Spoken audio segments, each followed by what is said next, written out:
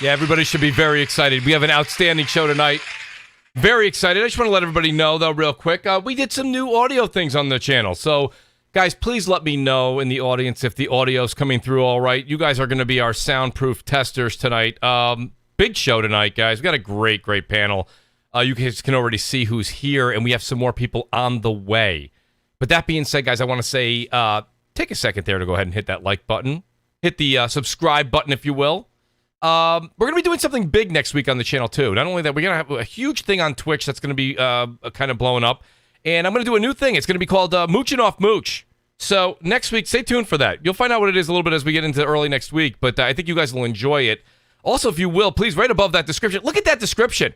I mean, I have the great Jeff Grubb on tonight. I hope Jeff reads the description on this.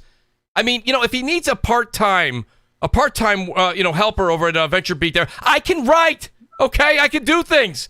It's not just a glorious voice. The great, glorious Kev with us tonight, of course. But nonetheless, right above that great description I wrote for tonight's show is the join button. And guys, honestly, can't do this without you. We've done so much, in so much time, nonetheless. But really, guys, it means the world to me, and I just can't say thank you enough. Let me just call these great, great people out.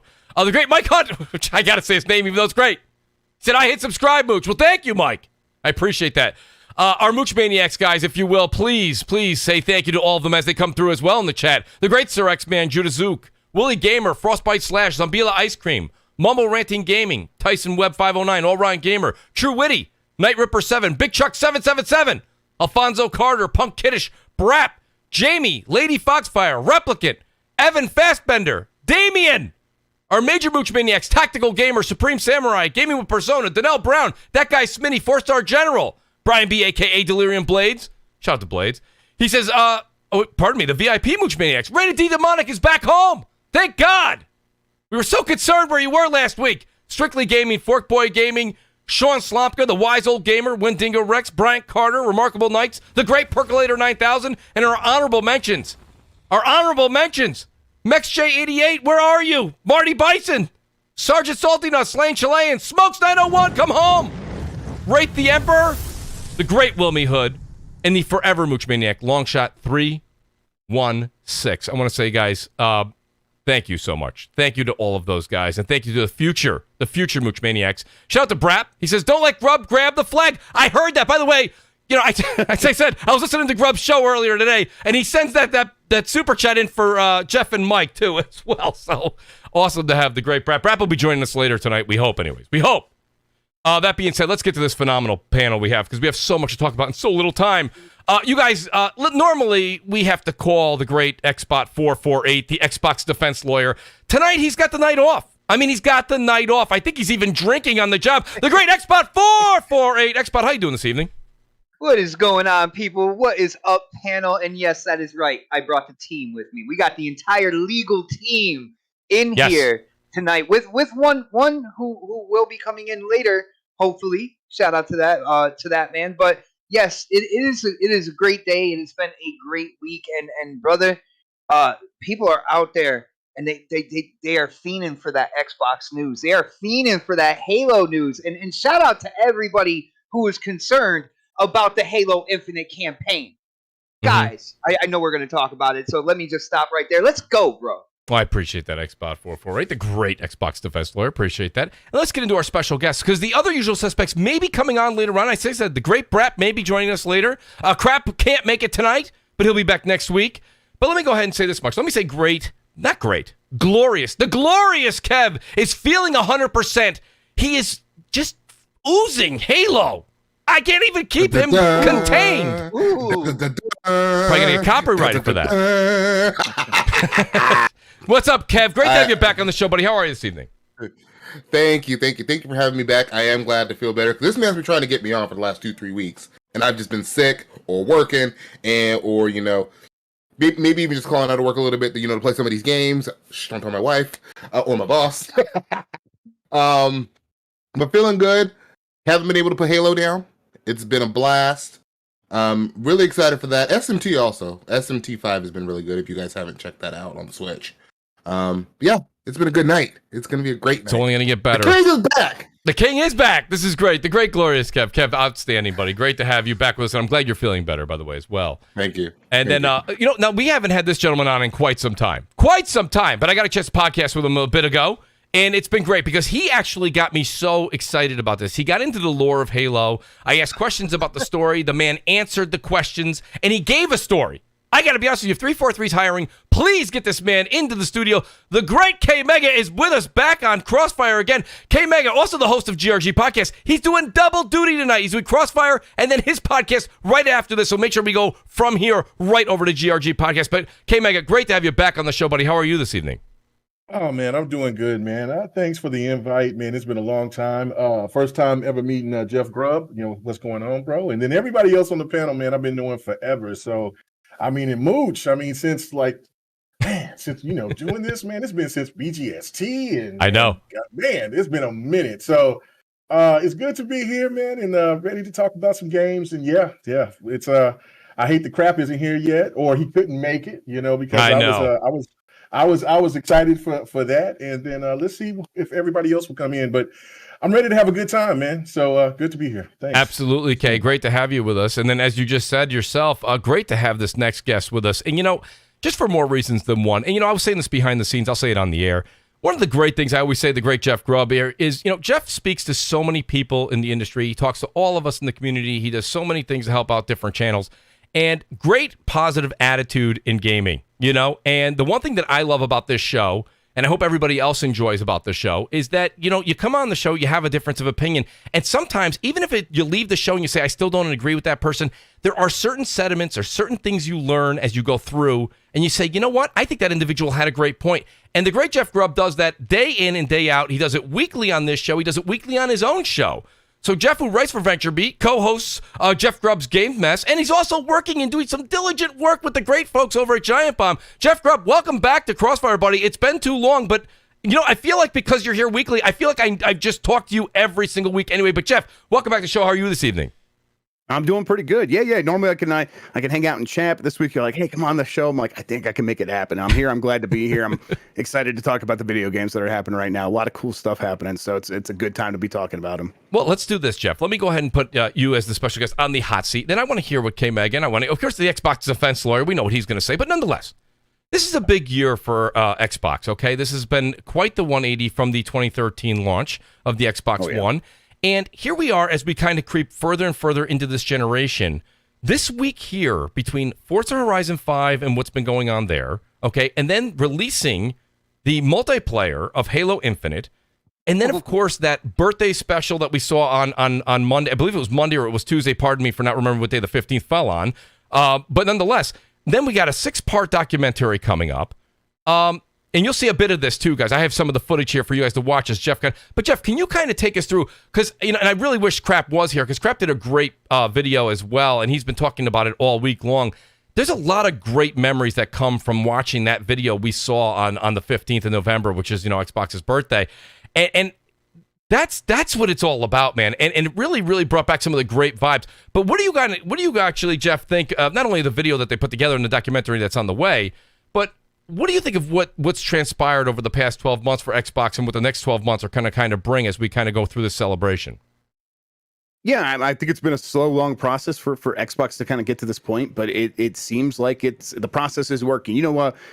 When you have a favorite sports team and they're losing, but everyone says trust the process, it feels like that is starting to pay off here for Xbox a little bit, where Phil Spencer feels like a general manager trying to put the pieces into place, and he says, hey, just trust the process. It's going to be a little bit longer. It's going to be a little bit longer. It's going to be a little bit longer. And if this is like the first taste of like what that can be, of what this whole Xbox strategy can turn into, I think it's a good sign for the future. And what I mean by that is like it seems like they're hitting on all cylinders. And it starts with Forza Horizon 5 really launching very strong, 10 million players. Like, are there even 10 million Xbox Series X's out in the world or anything like that, or Series X or S's? Like the whole idea is like, hey, we want you to play our games anywhere. It seems like people are playing that game wherever they can find it, and that's okay. That's a check mark in the box of like, hey, okay, you were right about that. People just want to play these games. And then you put out Halo free-to-play multiplayer, and everyone finds that wherever they can find it. Now that thing's a massive, huge launch, and it's another example of that really working. I am. In terms of like looking back at their history, looking back at them like having that sort of birthday party and really celebrating that 20th anniversary and saying, hey, let's look back at where we've been, where we've come from. They definitely seem more confident about their missteps in the past, and I think they feel that way because they are confident about their future, where they can look back and say, hey, we had the red ring of death. Hey, the Xbox One was kind of a really tough launch, and things were, morale was lower and all these things. And we kind of launched the Xbox, and it was pretty embarrassing when you go back and look at the way The Rock was talking about things. Yes.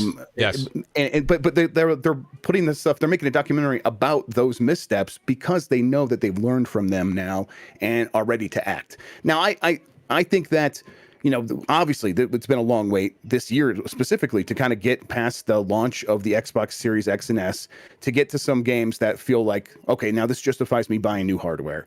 But we did know, like, yeah, sure, everyone always said you had to wait, but we did know it was going to be a wait, and now it's here. And if 10 million people are showing up to play Forza Horizon 5, how many people are going to show up to play Starfield? Like, it just feels, it feels like this, like, okay, yeah, Forza Horizon 5, a huge game, really wide appeal, but it feels like there's games. There's games. I feel like I have a pretty good idea, but if it delivers on whatever these nebulous promises are, if it does deliver on that stuff, it feels like that's just going to be like this massive moment where we see once again next holiday all this stuff coalesce again, and them being able to really hammer home just how well this strategy is working for them. I think the reason that just one more thing, but I'll let you pass it on to someone else. The reason this is so noteworthy is we know Nintendo's strategy was working. We know Sony's strategy was working. They're just going to keep doing the things that have kept making them money for so long.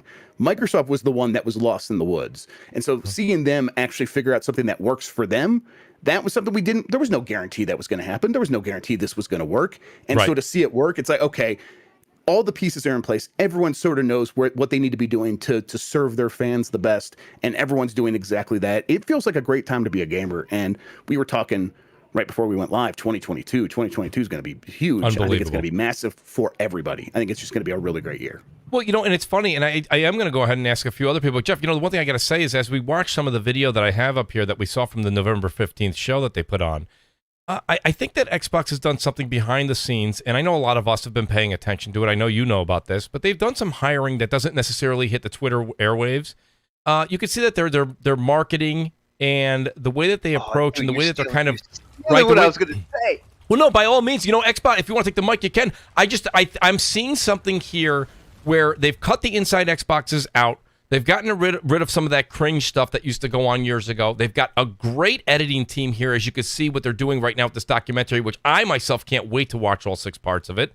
And I think that they're doing everything right as far as how they communicate with the customer now. There's no more, and you know what I mean by that cringey stuff, Jeff. You know what I mean? It's not to be rude or anything like that, but that is now left, and it looks like they have clear messaging moving forward.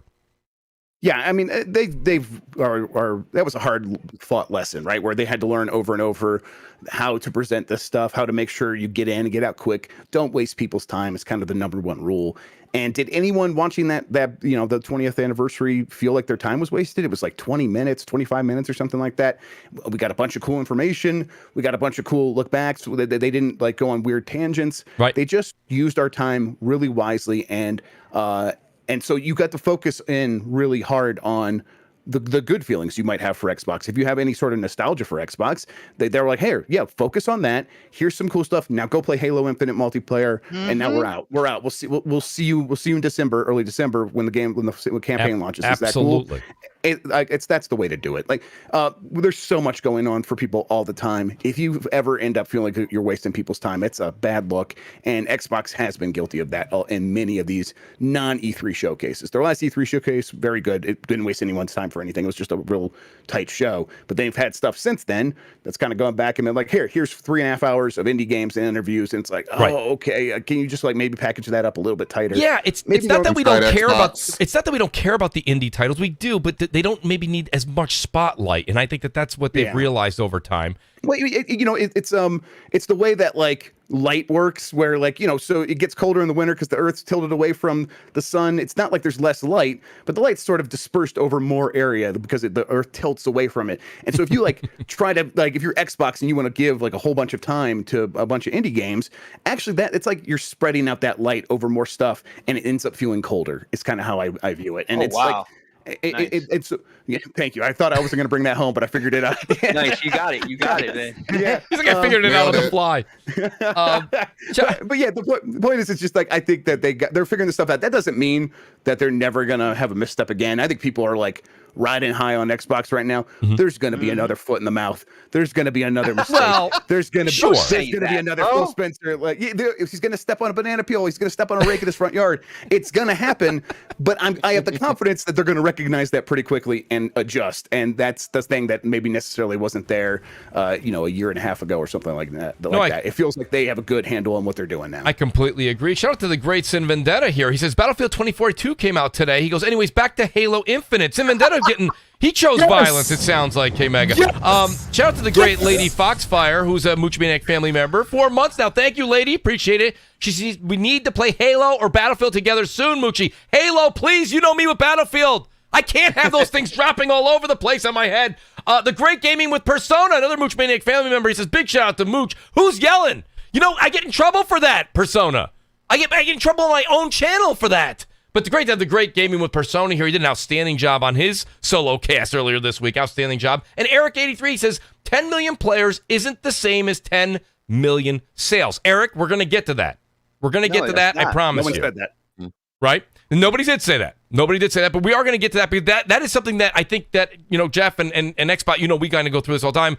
We hear people say 10 million people have passed by or tried the game. It doesn't mean sales, but I've been listening to some of Jeff's other shows, and that's not necessarily. Microsoft just wants you to play the game. They don't really care where you play the game. Dude, we've been saying that. Yes, you have, Xbox. Now. Absolutely. Ever since they came out with Game Pass, ever since they started putting like the bigger kind of like AAA games in there, they want people playing their games. They're looking at how many people are playing their games, how many people are interacting with Xbox with their software.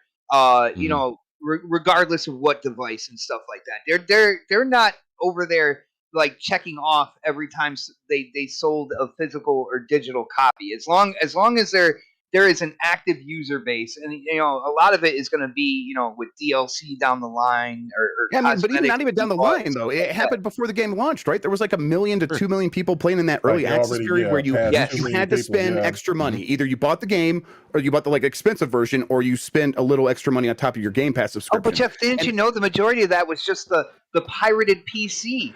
That's all that was. Right? Sure it was. Because all PC gamers are pirates now. Right. Yes.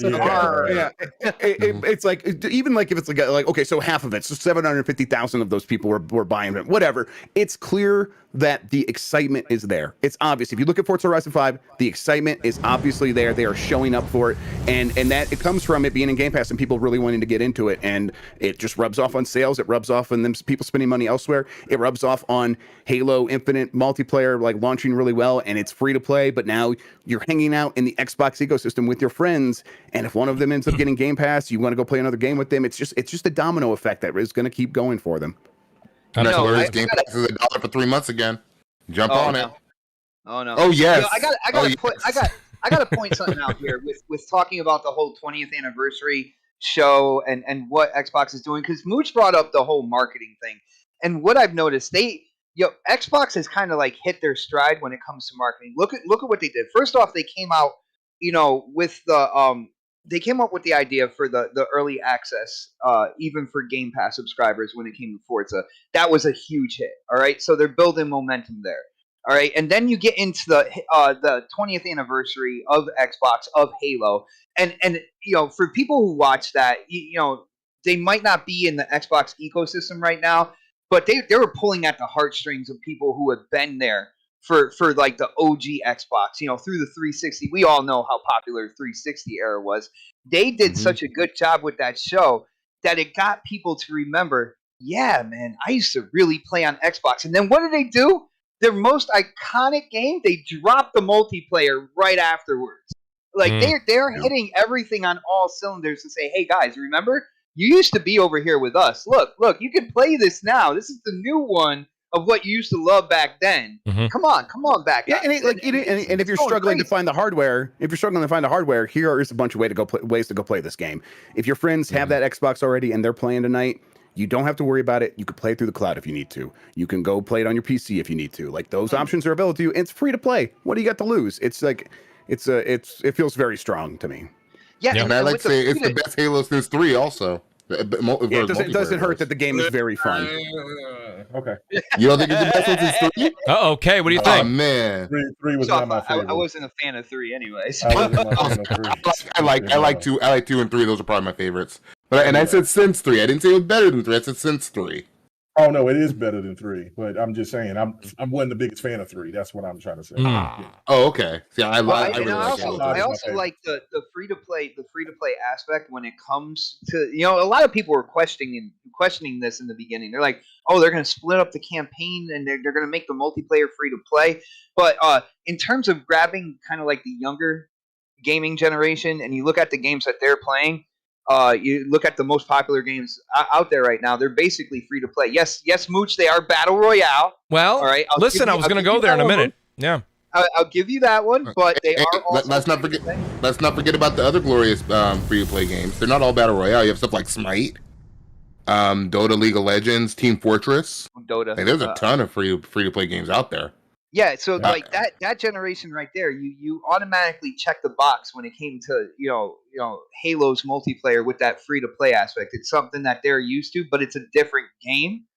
So they there is that let's go try that out effect. And you guys know with what what Kev said about how good this multiplayer is. Once you start playing the multiplayer, like there's gonna be hooks set into a lot of people when it comes to this thing, man. Yeah, well, that's, Kay, I want to kind of go to you before I go to the questions on Halo. And guys, everyone in the chat, please do tweet it out. Let everybody know. Hit that like button. Hit the subscribe button. Just hit every button you see in front of you. I want to ask Kay Mega. Kay, what did you think when you see? Because you've always been very, very sentimental when it comes to like the Xbox brand and the history. So when you saw what transpired on November 15th, and you also see that we have 6 documentary films coming out that kind of depict, the history of Xbox from day one to where we are today. When you see some of this on screen right now, it's why I thought it was really important to play this here for everybody to watch in case they missed it on November 15th. Kay, what kind of went through your mind when you were watching this and you saw what transpired on screen? Well, just the memories of me starting off later into the Xbox life from the OG Xbox. And then just thinking, of course, Halo was the game that introduced me into the Xbox. But just everything else. I mean, the 360, that was the pinnacle. That was the standard. That was the one, the Xbox One. I'm sorry, the original Xbox was the one that got me to play it because I was a diehard PlayStation fan, and then of course Dreamcast in those days, and then it just took it to another level with the 360, and then that's when the whole thing of like, well, my PlayStation became my side piece. It's just like I'm always now playing mostly on a Xbox, and so for me to see that the memories, it just made it feel like this is what the Series X and the S is going to come back to, is back to that 360 way. Because if even the most diehard PlayStation fans, they cannot deny that the 360 was ahead of its time, and it was a fantastic console. They just can't deny that. They can talk about the 80 million sales or PlayStation 3 outsold the 360 or whatever, but everybody knew the Wii and the 360 was the darlings of that gen. The Xbox One, even though I still enjoyed the Xbox One, it was a fall off from the 360. So now it looks like from this standpoint, and remember when we was having these conversations, and it was unpopular when I was saying these things back then, was saying, look, just give it time. Just be patient. If everybody can be patient about what Sony went through with the PlayStation 3, they could still, we can be, as Xbox centric gamers, can be patient with Xbox. And of course, it's the media, social media, it's the internet and all that, and this, what have you done for me right now? we come back and we look at that. We got to give Phil Spencer and the CEO of Microsoft their flowers, because once Phil went and said, "Look, either we're all in or we need to do something else with the Xbox brand," and once the CEO was all in for that, that changed the whole dynamic. It just needed to take time, because I thought it was going to take a little bit later. I thought maybe 2022, 2023, but already in 2021, it's, you know, and then the tone was set in 2019 at the VGAs. That just makes everything just seem so, it's coming back to where Xbox was at its dominance. And that to me is a testament of Phil Spencer and the staff, and just what Jeff Grubb was just saying about like the people that they've hired, which were, I think some of them were former Sony marketing people. So again, it's just, to me, it's like looking at all this and then taking it from that point to this point. It has been one hell of a ride. And as a gamer, man, you just should be happy about the big three in general, because once you've seen that the Nintendo, from where it was with the Wii U, people thought that was going to turn into another Sega. Like they were just going to be just a studio that was going to, or a publisher that was just going to develop games for everybody. And then look at what happened with the Switch. So it just comes to show that all you have to do is have patience and work and learn from your mistakes. And so I can't wait to see these documentaries, man. It's just really good to see that Xbox has got it rolling there. Absolutely. You know, speaking of that, like I said, I do want to take some time to enjoy the Xbox 20-year celebration, the anniversary here. You know, there's no one better than a new panel member just popped in here. You guys might know him as Brap, Basement Rate Arcade Podcast, Games Pass, as he's advertising. Oh, no. Brap, I heard a rumor. Where's Dreamcast guy? Guy? I heard. Where is DC, by the way? I think he took the week off. I think, Brap, I heard a rumor that you were an Xbox Live beta tester at one point. No, that's not true. Is that a true story? Okay. No. Yes, actually, for those who don't know, I was an Xbox Live beta tester. And actually, Mooch had the pleasure to meet somebody that I beta tested with 20 years ago. Great individual. To play Halo this week. Great individual. The one. Shout out to the one. Yeah, absolutely. Yeah, big shout out to the one. But I mean, Brap, what was your take? I think Kay really put things in perspective there as far as what we saw on November 15th. But what do you take from what you saw Xbox put together, and also what we've got coming forward in these next 6 documentaries? So the first thing that came to mind was that I was an Xbox Live beta tester. Of course. And then immediately after that was, I started seeing Jay Allard, Ed Freeze, Robbie Bach, all these, the leadership, former leadership for the OG Xbox. And it brought back a lot of like nostalgia and like, I remember, when Ed Freeze went out on E3 and announced Psychonauts, and I was like, whoa, that's actually pretty cool. They got Psychonauts. And then, I remember Itagaki-san on there, championing Xbox and unveiling Ninja Gaiden. And I started thinking about all the things that Microsoft did during Dead the or OG. Alive as well. Yeah, Dead or Alive. Yeah, and I just remember the OG Xbox and all the things they did, and the big. I mean, you think about Peter Moore.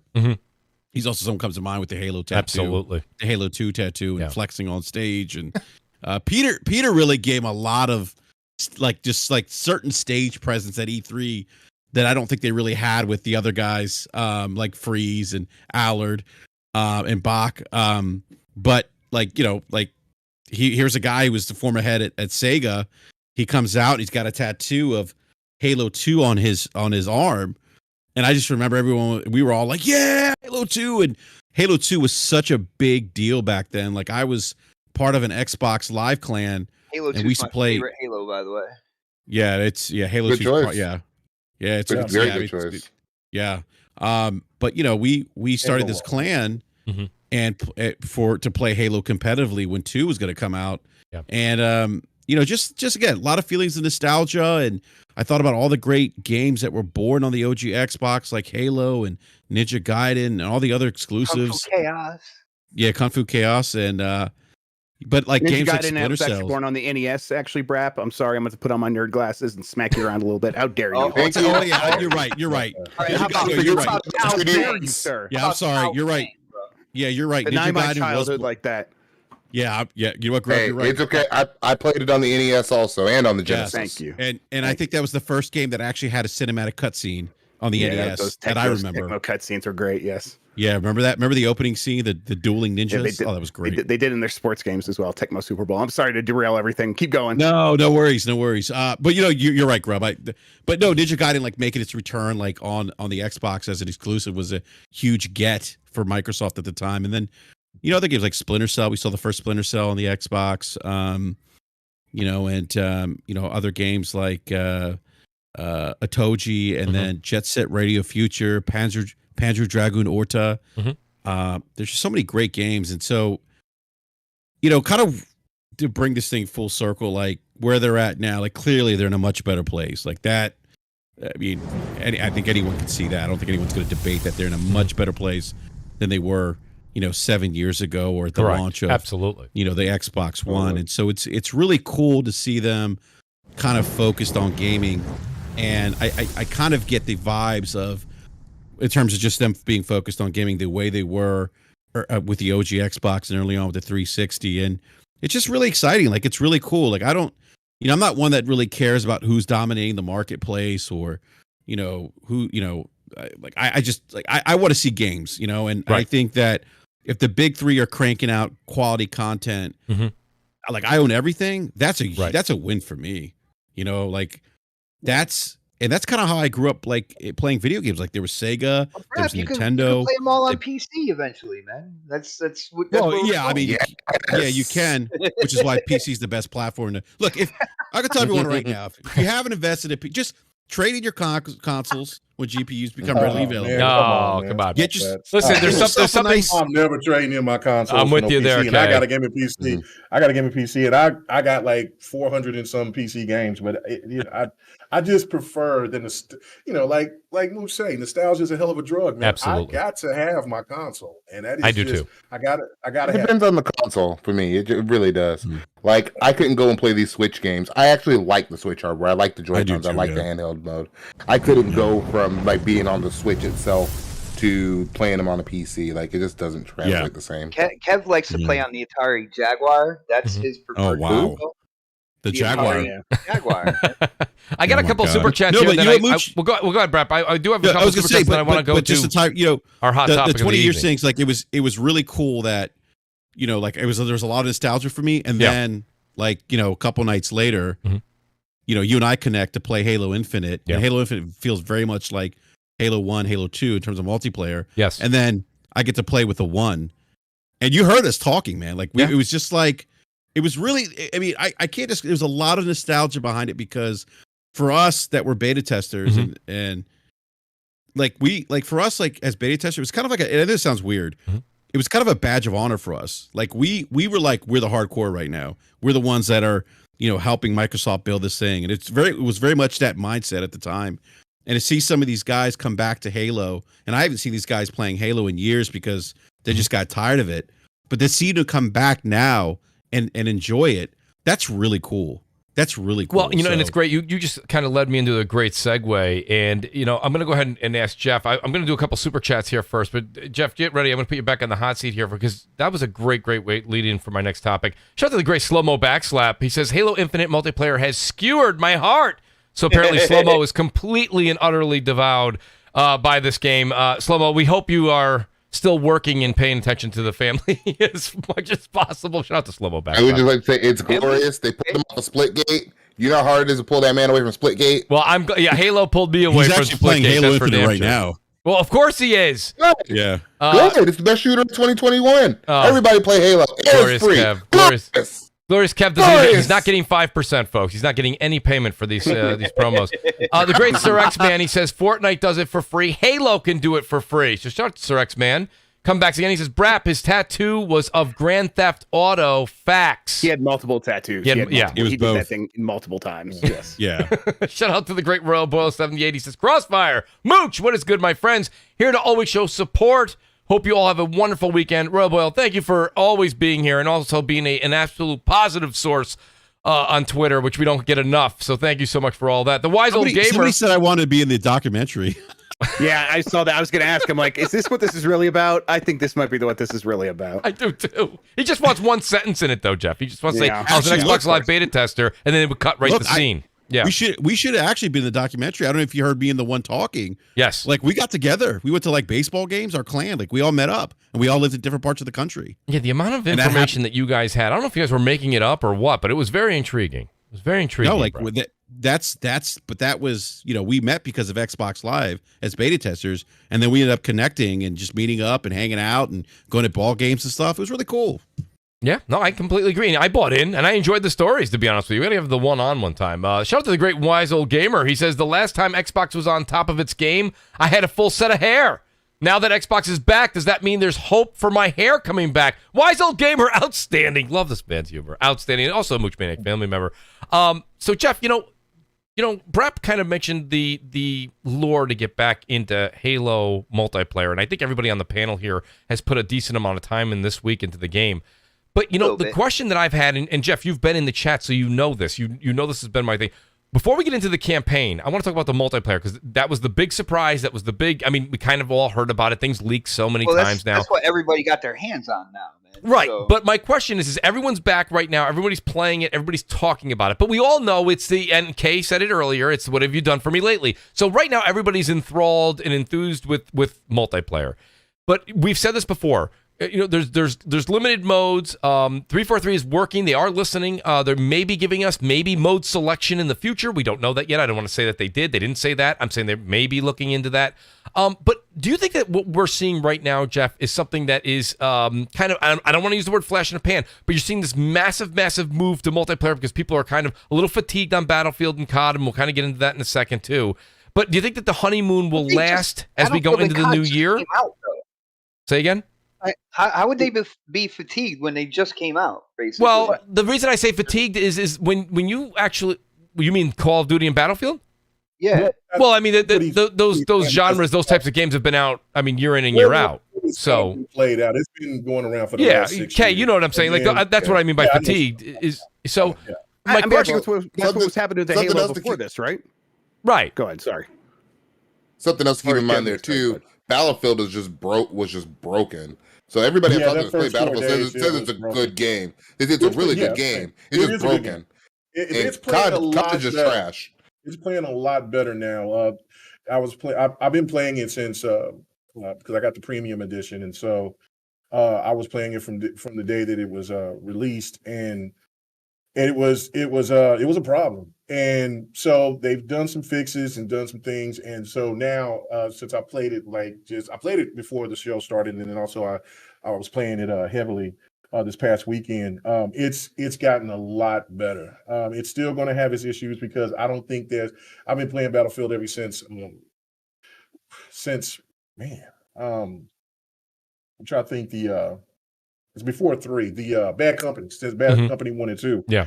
And the multiplayer has always had issues, and it was always broken. So I think nothing was as bad as 4. So with this being better already at launch for the premium owners, but for the people that are getting into it today, it's actually a good sign that they are doing better, but it still has some work to do, no doubt about it. Yeah, and no, that's a great point, Kay. My question again, and if anyone wants to answer, I was directing it at Jeff, but if anyone wants to jump on this, go ahead. Is just, do we think that with the current modes, and once we get past the honeymoon stage, will Halo Infinite multiplayer hold the crowd they have now through the duration, especially now that we're seeing Season 1 is going to be, it's really being stretched out. It's no longer 3 months. It's looking at a 6 month, and 4 just possibly coming out end of August. That's been extended as well. So, Jeff, I guess I'll start with you, but by all means, guys, is CrossFire. Is there something where we're going to... I want to... Dude, when it comes to... the first season is gonna be a while, but didn't you see the graphic that they had for the new kind of armor sets and stuff like that they're going to have going week over week? They're putting new content and stuff to get, to earn, to progress and kind of collect, and that right there is going to keep a lot of people playing. You know what I'm saying? To that point, I know winter contingency is something that coding and those armor pieces, I really want those. I can't wait for that to drop. And of course the kind of samurai looking armor set as well. I believe that starts on Monday. That starts on Monday. to be able to earn that. And I think, I think people are underestimating their plan to keep people engaged in the multiplayer, because this is like week over week that they're talking about this, that they're putting this out there, and that they're going to have like these new things to get in the game. So for people who like to go in and grab the cosmetics, there was one like cyber battle or something like that. Like, they have planned content coming out within those seasons. So it's not just what you see now is what you're grinding for. Like, they're going to have new content week over week for you to get. And I know a lot of people that would get them, because the game's already good. You know what I'm saying? The game feels good. The game plays great. So as long as they keep giving you stuff to earn and stuff like people want to earn, stuff that really looks good, they're going to keep playing that game. And I think they have this planned out pretty well. But I do agree on the limited modes. I was wondering where that new kind of like unique mode, when Halo 5 Guardians came out, they had Warzone. I absolutely love Warzone. All right. So, if this was kind of like, if this is the whole game drop, but with the quote unquote beta tag on it, where is that new mode that they were talking about? Where's King of the Hill, bro? Right. And Xbot, you bring up... I love King of the Hill. Where is King of the Hill? Where's SWAT? I mean, that's the thing. And I think right now, and again, and Xbot, thank you for putting that out there. That's kind of what leads me to my point here. Jeff, part of this, the game is extremely polished. I've been playing the multiplayer. It's been absolutely phenomenal, okay? So the product we've got in our hands is good. It just feels like it's not the whole product. And I mean, 343 has been pretty open about that. But I mean, there's basic modes missing, and then I've always wanted to see maybe a new mode. And maybe that's me. I see some people in the chat telling me, Mooch, you're asking for too much. My question is, am I, Jeff? You're asking for what you want. That's fine. I think we got to kind of look at it from their point of view a little bit, where they needed to get a good game out the door first, and that's probably the hardest thing they could have done, and they succeeded at that. Now, sort of responding to the audience, trying to feel out what they want, like, hey, should we be putting our efforts into that new mode that maybe we are cooking up? Should we get that going next? Is that what we need to do to keep people sticking around? Or is what we have enough for the first 3 to 6 months? They're going to feel that stuff out, and they're going to go with it. But they have the audience. They have the people playing. People are happy with the game as it is right now. That was the hardest part. They have some leeway. They have some slack. They will have to respond to that. Every game has to, play along and kind of keep evolving. And this is one of those games that's going to have to do exactly that same thing. And I think they are in a good position to enact on the desires that you are expressing. You're saying you want more. That is way better than you going, I don't even like what I'm playing. Like, that would have been so much worse. So, they're in a good situation, a good position here. And I think that that was the thing that they really needed to succeed at, and they did. Yeah, no, that kind of answers that. I mean, I think that a lot of people, that's where I guess my initial question was, and that is true. Everything you said, I completely will back up. But again, I use the words honeymoon, and maybe that comes off the wrong way. But right now, everyone's very excited. Okay, like we said, right now, it's probably one of the years that World War II, okay, I say this all the time. I know people like to go and break out the records books as far as sales. But the World War II installments are always the lesser excitement, okay? It always gets not the worst press, but it gets the least amount of excitement for that installment. How many times can you do that war? But see, Xbot, that's where I say you have to be careful, because then you could turn around very easily if you're a Call of Duty or Battlefield fan, and you could say, well, how many times am I going to play Capture the Flag? You know what I mean? So, that's my point. When you can take that conversation in any direction, right? And really, I think we're talking about. Go ahead. No, go ahead. I was just gonna say, with World War II, the thing is, you're set in a certain time period with certain technology in terms of firearms and stuff. It's clearly the least favorite. It's clearly the least favorite, I would say. I mean, I don't have the sales numbers in front of me, Jeff. I'm sure you've seen this. I'm sure you've had this discussion internally. The World War II installment, it doesn't hit home a lot of times, but. A lot of times, if I can bring everybody back about 6-7 years ago when Call of Duty was getting the jet packs and the wall running, and everybody said, I want boots on the ground. Everybody has Right. short-term memory, right? Well, now they do that. They do it in a rotation where they give you a semi-futuristic look, okay, with the modern warfare. Then they give you that 1960s to 1980s where we still maintain basically current day. It's a little bit dated, but current day weaponry. And then you have your World War II where it goes back to the old-fashioned boots on the ground. They do this rotation. They heard us years ago, and now people are getting stale again. So do we want Call of Duty to have backpacks and wall running again? I remember us complaining about that. Okay. I love Advanced Warfare. Yes, I do. I love Advanced Warfare.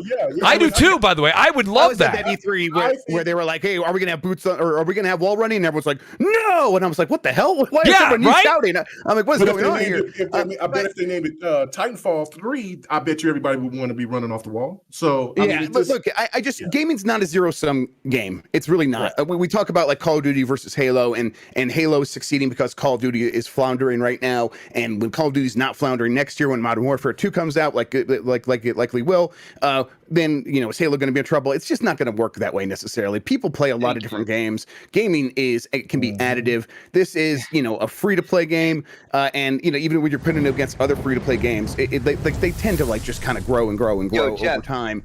This is just, we don't have to have like a conversation like this versus Call of Duty. Right. I don't think that is too relevant right now. Jeff, I think it's really funny that out there on social media today, it's like you can only play one game and that's it. Like, this game's coming out and then this game's coming out, so you can't play both. I'm equally enjoying, and maybe I'm the only one out there that's fine, but I'm equally enjoying my Call of Duty Vanguard experience as well as Halo multiplayer. I'm truly switching back and forth. That's 50% of my time. One difference, Mooch. That's good. One difference, Play Mooch, is that games. people will still be continuing to play Halo long after Vanguard is dead and gone. See, that's the thing. That's the plan, and that's how it's always been. I mean, even to isn't it on like a 10-year plan? Yeah. Is it? So yes. Yeah. Well, yeah, Kay, I'm going to go ahead. I'm going to go ahead and agree with Kay because of the reading I've done recently, and we can see 343's plans.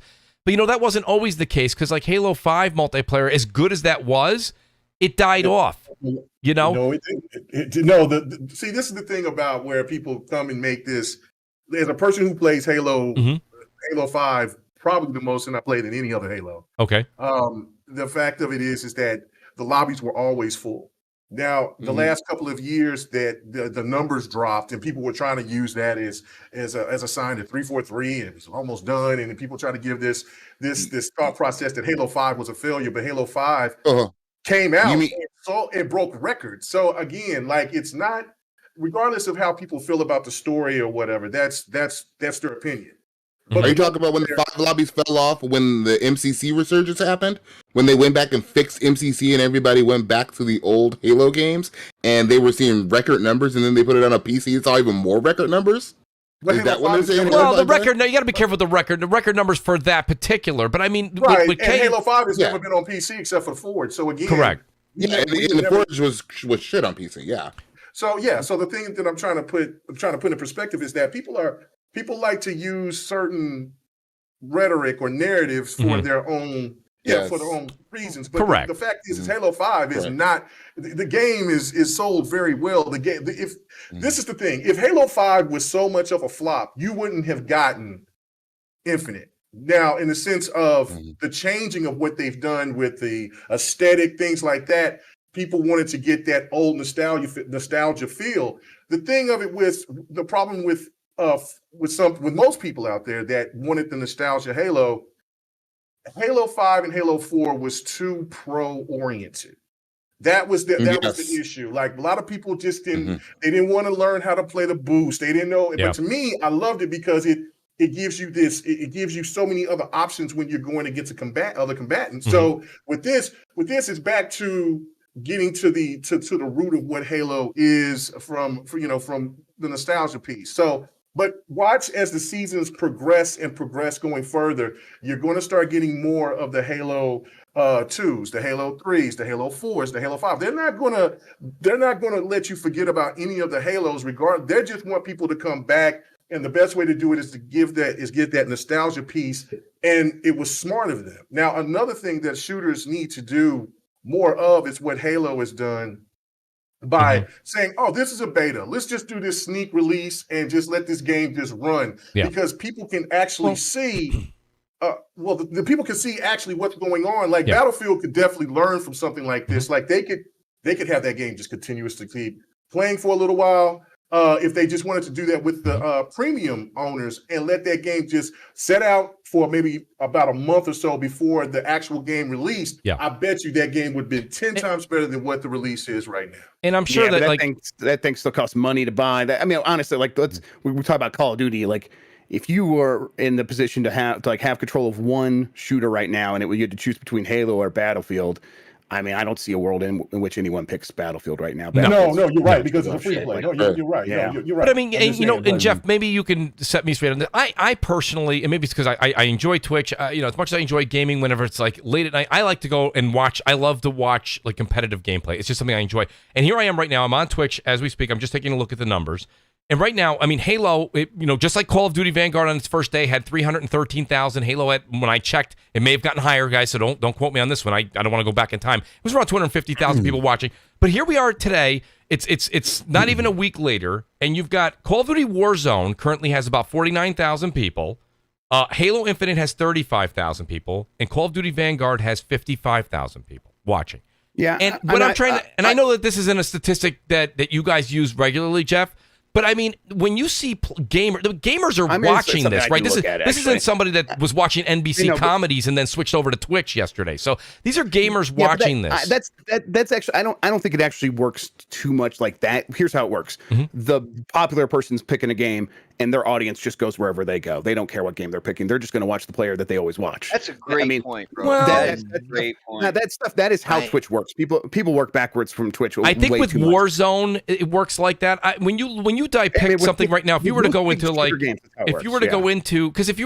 Vanguard right now, the largest channel right now has probably got like 7,000 or 10,000 viewers. Not even maybe 6,000. Then it dwindles down quite a bit. The largest channel on Vanguard right now is 20,000 players. It's Scump. It's a major player. Yeah, he's a bit. Playing, if he goes to a different game, that's going to flip that number in a huge way. Like that audience is not going to go watch more Call of Duty Vanguard. They're going to keep watching Scump and whatever he's playing.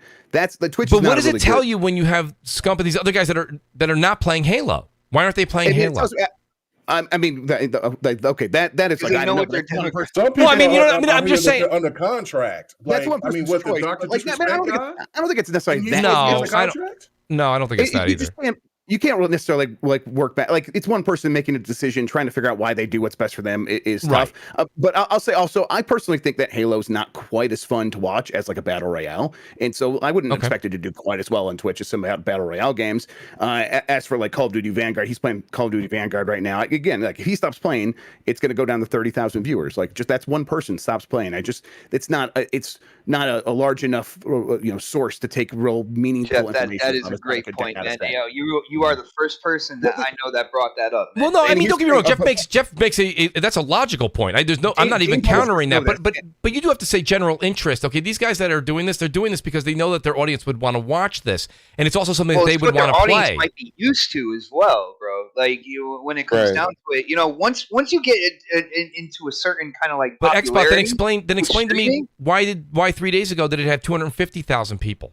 More people were playing it, more people were watching it. Now less people are playing it, less people are watching it. That's just cause and effect. So my point being is that Jeff's point is valid, but at the same time, there's a reason they're not playing that game. Maybe it's the dislike of the game, or there's a reason that there's just that the audience doesn't stick around for. Like Jeff just said, maybe watching Halo doesn't get as many people as a battle royale for hours of enjoyment. I don't know. There's variables. Isn't that every game though? Every game when it comes out, has these crazy peak numbers. Absolutely. That's why those Twitch, on YouTube, on Steam, whatever. Absolutely. And then a couple days later, it drops. It falls down a little bit. Absolutely. I just said that. Like Vanguard was debuted at like 313,000 on Twitch. They're down to 55,000. Halo, when I looked at its highest that I saw, maybe it was higher. By the way, I'm not saying my word is gospel. Was 250,000 on Twitch, and now they're down to 35. And we're not even a week in. I'm just saying that. Like that's why I said to you, the modes mean a lot to me. I want to come back full circle. My point, and I hope 343 listens, or Jeff, you ever have an ear with, the modes are important, whether it's a plethora of older modes that they've left out or newer modes. It's what's enthralling the youth. It's what enthralls new viewership or new gamers, right? And I know you have like Xbot on the channel, and we have K-Mega, and we have Kev, who are classic Halo lovers. They don't need that. They've basically said that without saying that. They don't need that. But some other people do. And I think that that's the one thing that I think is missing from this, and I'm hoping 343 adds, because it's a 10-year plan. This isn't over. This game is just beginning. I just hope that they will kind of come out of their comfort zone. And I think you want to know something? I'll tell you the truth. And Jeff, here you go. Here's an insider, right? Mooch says, I think they're secretly working on a battle royale or something like that. I really do. Yeah, I think they are. I think it would be really cool to have it. I would love it. They're going to work on something. They're definitely working on something. And I will never say you're wrong to keep asking for more, because they're going to need more. They absolutely are. But like I said, I'm repeating myself, but I'm going to repeat myself. No, go ahead. The hard part was getting this game out the door in a state that people cared about it. Yes. People do care. And now maintaining that enthusiasm is going to be tough. The general point that you're trying to get to, Mooch, of it's the people's attention is going to wane. That's not wrong. That's true for everything. And so now it's up to the studio to keep us paying attention. I think though, I didn't have faith in them launching a game this good, and now that they have, I am giving them more of the benefit of the doubt than I was rightfully before. so. I'm like, Same here. I think they've earned that. Let's see what they're going to do next. Let's give them a chance. Let's see what other modes they might introduce, and let's get back to it then. And I bet a lot of people will show up again when they have something new. Give us some Slayer. Yeah, right. Slayer's there. Or just let us play Slayer. I want a dedicated Slayer mode. I would swap back. Yeah, you know, yes, please. If you go into the King of the Hill? bookmarks, you can actually remove the modes you don't want to play. Right. Yeah. You can, Yeah. So okay. if you just want to play Slayer, it'll just throw you only in Slayer. That's Right. neat. Okay, cool. Hey, real quick, Mooch, I just want to Yes. so I was looking at the Twitch tracker, and it tracked viewership for games. So Yes. over the last 7 days, Halo Infinite has had an average viewership of 46,000, and Call of Duty has had an average viewership of 37,000. I think they're that's pretty close. It's margin of error stuff. It is. I'll say that in general, publishers know about the sort of volatility of Twitch numbers, and they don't put too much stock into that stuff, because they also know if they want to boost those numbers, they could just pay for it and pay these people to play their game, and that takes care of that. And that has its own benefits. But it's just in general, you look at those average viewership numbers over 7 days. That gives you a little bit more information than just checking Twitch at any one time. But even then, those numbers are only so useful. Right, and that's what I said. I want to reiterate too. What Jeff's saying there, completely I buy into that. These are not gospel. These are not numbers I would run. These don't hold place in court. I'm just saying these are just general opinion. I'm looking at as we kind of fly, and it's interesting to see when you see a game come out how it spikes. That's what Glorious Kev was just saying a moment ago. These numbers kind of spike, and I think it's the telltale when you get 2-3 weeks after, because everybody's excited day one, right? And then there's the FOMO. I know people that said they weren't going to play. They were not going to play Halo, and then when everybody saw everybody talking about it, they go, maybe I'll try that Halo out. Maybe I'll try it out. Right. Let me tell you something. Social media, every single one of you guys in the chat, everybody listening, everybody on the panel, we are all huge contributors to Nintendo, Microsoft, and Sony's plan, okay? We are advertising for them. Brap likes to call it FOMO, fear of missing out. I think that's what it is, right? When people see people playing a game, like, geez, I wasn't going to do that. I was going to be staunch hard against not playing that. All of a sudden, they see people do it. Yes, we do play that role. But let's get to the meat and potatoes here, because having the great Jeff Grubb here tonight is a big deal, and I do want to bring this up. Jeff, you got to play the campaign, okay? Yeah, I'm playing it. And, I have listen, I've got the full game. I have the whole full game right there. I can beat it right now if I wanted to. You have the mic dedicated right now to yourself. Could you tell us what your experience was? It doesn't have to even portray to your article or anything. No, my article is much more general than explaining what the game is. What would you compare it to Breath of the Wild, Jeff? Right. Don't do that. Jeff goes, I got you. Yeah. But what'd you think, Jeff? You know what? Yeah, so let's start there. I do think this is Master Chief's Breath of the Wild. It really is, and it doesn't mean that it plays like that. They're still very different games. I think if you're looking for a game that it plays most like, if that's useful to you, it's more like Metal Gear Solid 5: The Phantom Pain. And if you know what I mean by that, I think that should click into place in terms of applying that open world and finding forward operating bases and taking stuff over and flying to different parts of the map and stuff. It works. That's a good analogy, I think. But in terms of what I mean there is, they look to Halo 1 for inspiration in the same way that the Zelda team did for Breath of the Wild when they look back at Zelda 1. And they're like, if we were making that game today, what would it look like? And it would look like Breath of the Wild.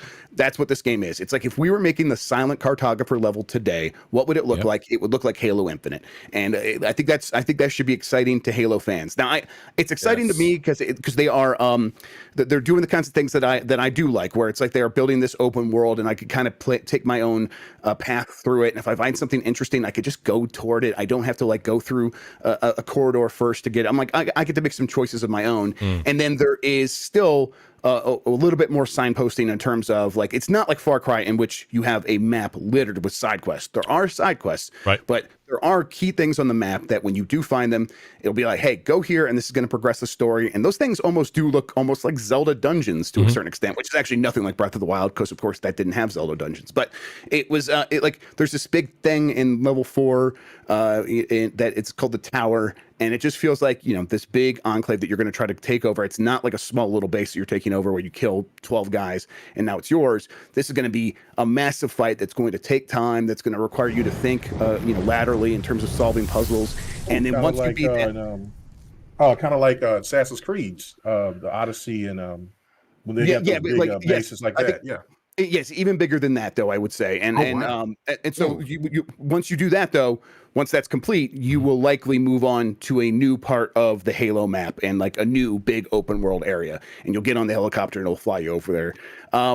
Okay. In general, though, this game still, like the multiplayer, is Halo-esque Halo. The core to the fun here is still that 30 seconds engagement where you are taking on multiple enemies and you're just flipping between weapons and you're trying to use your, the advantage of one weapon, the power weapons to take down shields, and then kinetic weapons to kill the enemies and stuff like that. And all that stuff feels just as fantastic as it always does.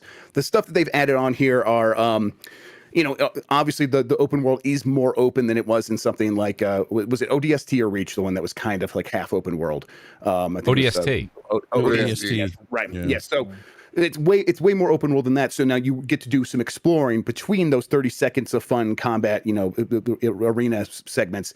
And that really works to help with the pacing where you there's a buildup where I think of this moment where I found a thing on the map. And I'm like, I'm going to go there. And on my way there, I saw a big sort of fort, and I'm like, well, I'll get to that on the way back. But there was a guy in there, saw me, like the big guy that ran the fort, saw me coming, and he's like, Master Chief is on his way. We have to prepare. And they start raising up the gates, and they flew in one of their helicopter things with a bunch of enemies on it. This is epic. It was epic. It was like the world was responding to me, just coming in. It makes you feel like a badass. That's great. Yeah, it makes you feel like you are. It makes you feel a little bit like Doom guy, like Doomslayer, where the devil, he's here. You are. Yeah, it's the promise of that. Like the devil is here. You feel like the devil coming in, like to wreck their house, and they are preparing for you. And it's like, okay, well, I can't just skip over this now. I really got to go ruin their day. And that is so. It's like there's this buildup, like this is anticipation, and it's the world is actually participating in that buildup, and that works really well.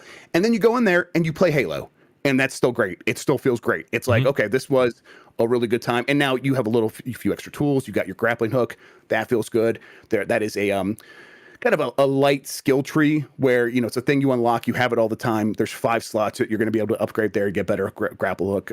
Your shield is a skill tree as well. That stuff contributes to making you feel like you're making progress. And overall, I don't know. I think I really like it. I'm still early. I haven't played past the point where they said I can play for this embargo. Okay.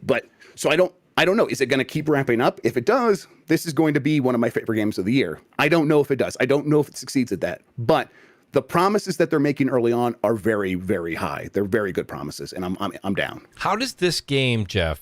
I mean, you did a great job of explaining that already. But I mean, just if you could just put it into a couple of bullet points, how does this game step away from the traditional Halo that we are used to? As far as, like you said, it's open world. There are side quests, right? But it sounds like the main mission, what's the progression to get to that next, where you said you get picked up and you get brought to the next area of the map? Is there a big boss battle? Is it, do you need to do the side quest? What are the perks of doing the side quest? Does it just enhance, like you said, your shield tree or your weapon tree? Yeah, there's a good example. Dude, I actually watched the video real quick. In terms of the side quests, of course there are upgrades, like Jeff said, to your grapple hook, to your shield, stuff like that. But there are also if you look on the map, they'll highlight a high value target. Yes, so let me talk about that real quick, because I did one of those, and that was like I'm excited for that, bro. That was also that was where I was going when I get interrupted by the guy freaking out at the base about Master Chief coming. So then I went and did that afterward, and I and he's he's a high value target, so he turns invisible, and he's got the power sword and stuff like that, and he's pretty well protected. And but he's even more well protected than you think. Once you get in there, more guys come out, and it's a pretty good epic fight. But it's like it's worth it. It's worth going to do this side quest thing because you do that, and then you get basically what is a named special version of the power sword, and your new Cortana sends it to your base or whatever, and says, okay, now if you want to call that weapon in whenever you want, we can do that.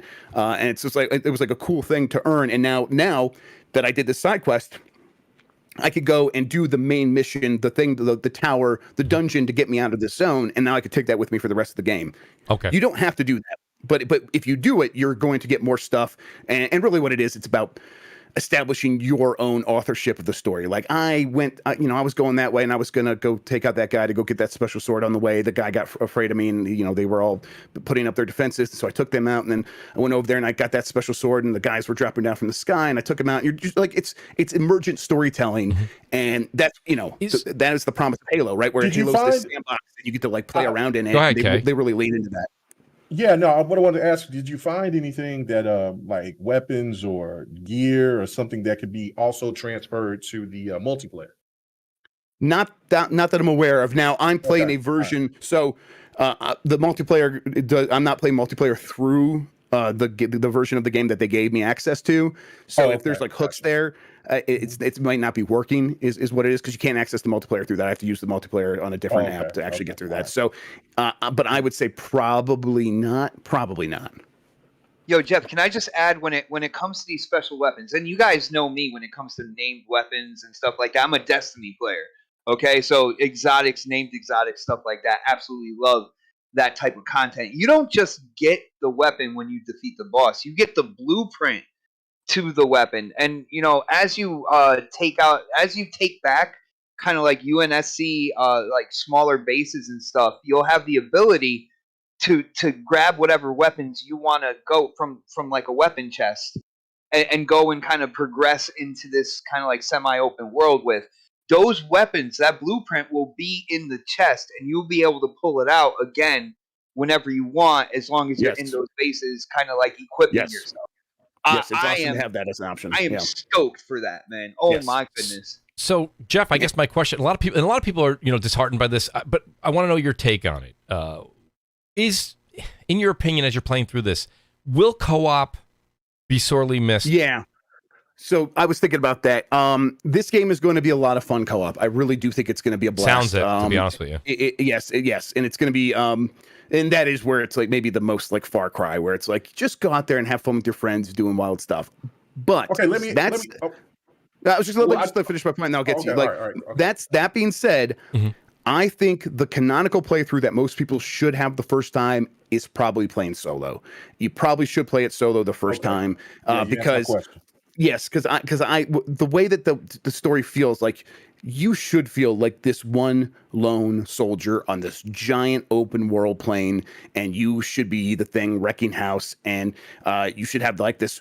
You should feel alone, like that the world does good. It's like almost Metroid in that way, where it's like you're kind of alone on this alien world thing, and you got to go out there, and you're the only thing that can make a difference, and you have the only person you have like this relationship with is the pilot and this new Cortana, and sort of shooting the shit with your friends while doing that I think would sully a little bit. Now, if you play through it by yourself the first time, having that canonical experience, after that, go wild. I really do think that's fine. And I'm not saying people shouldn't be upset that it got delayed. I'm not saying people should be okay with it.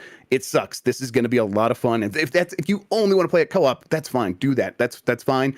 But I do think that I'm glad that they're not waiting until August or whenever the co-op launches, May or whenever they said it's going to launch, to launch this single player campaign, because they should not wait. They should put this out, and then if you want to show up for the co-op later, then play it again. I do agree with that. I think a delay of 6 months indefinitely to keep this away from everybody would have done more harm than good.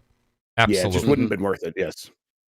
Yeah, see, that's the thing that I was going to ask was like, because I think it's almost purposeful. It's like they want you to pay attention to the story because they put so much into it. And I think maybe that could have been a problem with Halo 5 because that was 4-player co-op. And so it's more subtle too. Right. It's what they're doing here is more subtle. So, and I think even Joseph Staten has talked about this in some interviews today, where it's not about remembering all the lore necessarily anymore. And it's not about remembering like, specific characters' names. It's about themes and subtext. And I do think you're going to need to be engaged with what's going on to get that stuff. There's not a ton of cutscenes, at least for what I've played so far. There's some. They don't last super long. The game just kind of throws you into the action. The first couple levels are the more linear stuff. You got to get through them, the kind of tutorial section before they open it up. But then once stuff opens up, I don't think you're going to be getting a lot of these cutscenes until you kind of get to those in-between segments after the big the tower, after the big dungeons and stuff like that. So it's going to be doled out a little bit slowly. So you're going to have to be paying attention to like what's happening in the world to sort of get those themes. I think, and you're going to need to be alone to do that. I think. So it was funny. Does the world? I'm glad K-Meg is the world reactive too. I mean, a little bit it feels like, but I don't think it's. I don't know if it's like, oh, if you are going in this one direction, that they're going to like reinforce that one direction more and leave the other side open or something like that. But the example I would go to is that same thing where like you're walking up to. It almost feels like it's a scripted response instead of like a dynamic response, but still it feels really nice. Yeah. Perhaps Jeff, you have a question? Because I go ahead. Yeah. I'll follow up after you. Go ahead. Yeah, I think some of the concern that some Halo fans have had, and I'm one of them. First of all, the lore, the campaigns of previous Halos I've always thought were just great. I know people talk about the heavily story too, and playing in the sandbox. Yeah, I mean, but to me, it's always been this compelling story of this character in this science fiction universe. Yeah. How do you think that's going to work in this more open world? Like, do you think it's going to connect, or is it going to feel disjointed as they try to tell the story in this larger world? I think it's going to work better than it has in recent Halo games from 343. And the reason I think that is because of what I was talking about earlier with like the themes and the environment kind of responding to you and making you feel like, this cool character, and the way that he responds, just like, hey, we're going to do what we always do. We're going to take them all out and we're going to do what we have to do. And it's like, that stuff is, it's effective at building a bridge between you and the character. And it's not like hitting you over the head with like, here's a bunch of people telling you how cool you are, or something like that. You're just going to go out and feel cool. And that works for me really well. It does feel like they are doing a much more simple story about Master Chief. And I think that's what actually most fans will want. I don't know for sure. I'm not going to pretend to be like a longtime super Halo fan. But the vibes I'm getting from this is like, if you just want to go play a game where it's about Master Chief doing stuff and people like, and him having to like engage with other characters, this is going to deliver on that. And it's not going to be about like twists or anything like that, or making promises they can't keep and things like that. They're just going to tell you a cool Master Chief story. And I think that I have high hopes for that too. So I get K Mega. I want to go to K here. K, me and you and Xbot and a bunch of others shout out to Crispy who's in the chat. On Next, we had a conversation about a month ago on this. K, when you hear Jeff say this, after me and you had our talks and I expressed my concerns and you kind of said, Mooch, listen, this is what I feel like we're going to get. This is what I'm believing. This is what I'm reading about. You're hearing Jeff now. I mean, is this something coming from where you were 4 weeks ago with me? Chief, K Mega. Where are you? Where are you now after hearing this, K? Oh no! I mean, that's what I said. I said they were going to make this game this version of this, because this is going to be a continuation for 10 years. So they're going to have side stories. They're going to make it. That's when they said it was going to be Destiny-esque. So there's going to be different stories, I think, for different Spartans going forward. But this was primarily all about Master Chief, and so that's exactly what I was expecting. Of course, I think that there'll be some cameos. Maybe because they'll also, you already know that they're going to find Spartans that's been injured or captured or even some dead. And so the thing for me is, of course, hashtag save Locke. It better not be him. But the one thing. I ain't gonna go away Locke. Trust me. Anyway, now, but for me overall, I looked at that and that's fine. It's okay. I don't have a problem with it at all. I think that the one thing that I've always said is you just want Halo itself to be bigger than just one person. And if you want that whole thing to grow and to be on the level of Star Wars and Star Trek, you can't just keep it on one or two individuals, which is Master Chief or Cortana. Kill Master Chief. You don't want the universe to feel small. I mean, shut up, Pratt. K Mega, what? K Mega, right? Can we not kill Chief?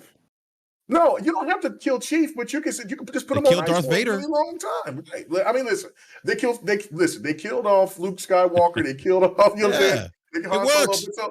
But listen, the thing of it is that you want Halo to be bigger than this one individual. I know Then that you kill that Master pisses some Chief. people off. But listen, he would be the biggest martyr out there to go out because listen, you're going against Atriox, the baddest of the bad. He could end up being the best villain in video game history if they write him in right. Like what they did in Halo Wars 2 was just I love the epic. Didact. K-Mega, that Halo Wars 2, the scene that you're talking about, Yes. that shit, that made me like, it made the hairs in the back of my neck stand up. Right. Like, I'm like, this is, when I saw that, I'm like, this is what I want in Halo. This is what I want.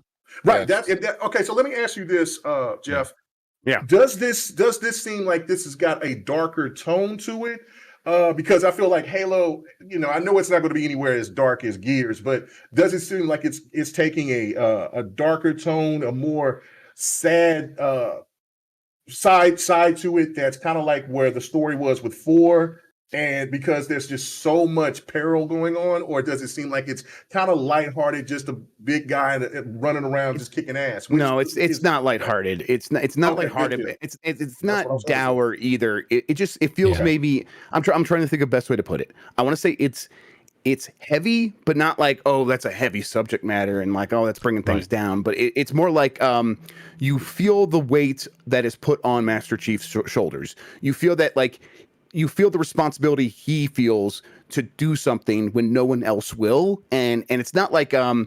Now let's go have a fun adventure that's like Indiana Jones or something like that. It feels like it feels like maybe Iron Man if you took out many of the jokes, like where like how Iron Man always feels like he has to do something because no one else will, and he's the one guy that's capable of doing something, and then he kind of ruins his life trying to do something. That's kind of how it feels here. Like he's like everyone else is around him, like the two other people around him, Cortana, the new Cortana, and the pilot are saying, "Hey, there's other options here. You don't have to go fight all of this by yourself." And he's just like, "Actually, I don't see any other options. That's what I do." And they don't play that off as, "Oh, isn't that?" Yeah, they don't play it off as like, "Oh, it's just Chief being Master Chief." You feel the responsibility that he feels to this situation, and I think that's it's well done. I think that's well done. That's what I'm looking for. Jeff, I got a question. Like, do you feel like you say you feel like the weight that he carries, but do you also feel like he's tired of carrying that weight? Like at some point, it's like you feel like he's very curt in his things, and the way that he talks about it, you could tell he's been through it before, and and at a certain point, like maybe there's a turn later where he begins to question things, but maybe there's a tone in his voice that's like, listen, I've done it before. I'm going to do it again. And if it, whatever path that leads me down, even if it's going to turn bad for me, that's where I'm just going to keep doing it. And oh man, it's setting up for it. It's setting up. What's it set up for, K-Mega? And I will be clear. Don't give me hold on. Don't give me trouble with Microsoft. I haven't played far enough to know anything, so I haven't played anything. Don't get me in trouble. I don't know. I'm not trying to get you in trouble. This is what I've been saying and predicting for a very long time. Because listen, they wouldn't have set up such a bad dude like Atriox. They do make him seem tough. They really do. He is a monster. Mm-hmm. And that's the thing of it is, it's like this dude is a brute, and brutes are known as big, dumb, just hulking beings. This guy has got the same type of sterner stuff as Master Chief. Yes, he's does. Just a brute. And that's the thing of it. And listen, you're not even going against Atriox. You're going against his, the person that taught him. Echelon. Yeah. So again, this is what if anybody played Halo Wars 2, you would understand how serious this whole thing is. I watched all the cutscenes from the no. I mean, play these games. Just play the game. But I mean, listen. I got heat for me saying that I watched God of War before I played it. So you can do what you want to. I don't care. I got a question for the panel real quick. Like, does anyone think we're gonna figure out what's going on with Cortana? Like, are they gonna? Are they gonna close that storyline or connect it somehow? Shout out to Randall Thor, because he said with the four missions that you get, kind of like the 4 beginning missions, his whole thing that he wants to go back and play, and he wants to play the campaign or whatnot, is because of the mysteries that are there. He said that in his review. He wants discovery, and one of the things is Cortana, because the weapon the AI known as the weapon was supposed to be deleted, was supposed to be done when she accomplished her mission of kind of like capturing Cortana, and Cortana was supposed to be dead. That stuff really works for me too, where it's like I'm happy to do this exploration. I'm having a really good time playing the game that they're putting in front of me.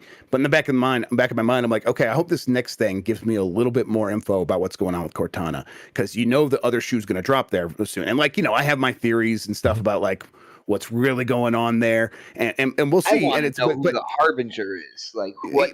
But it's fun. The point is that it's fun to speculate about this stuff. It's fun to think about it while you're playing, and it's enough of a hook. That's actually that's actually good. Yeah. If you are someone who cares a lot about this kind of story stuff, I think that's the stuff that works for you. That mystery box stuff, to add on top of whatever you're doing in the gameplay, it's all just complementary to one another, and it's working really well. I feel like I'm really building up this game, and I don't know if it's going to deliver because again, I played through the first 4 missions. We'll see. But I think my underlying point here is, if this is the foundation, if this is what they have right now, if this is what they were able to come up with after rebooting to kind of like take another year and be like, hey, we got to really hone this down to make it fun in a certain way.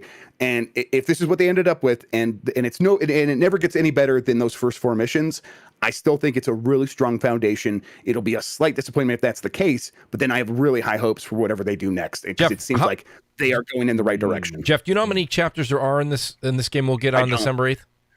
I don't, and I would be afraid to say, because that's the kind of thing that Mike said when he got us put in Nintendo jail. Oh, okay, I definitely don't want you to get in trouble. I didn't know if that was. I don't know though. Okay. I don't know the answer now. So you also have no recollection. I mean, and this is a personal question. It's not you displaying any information you may know. No, I'm saying, is this game?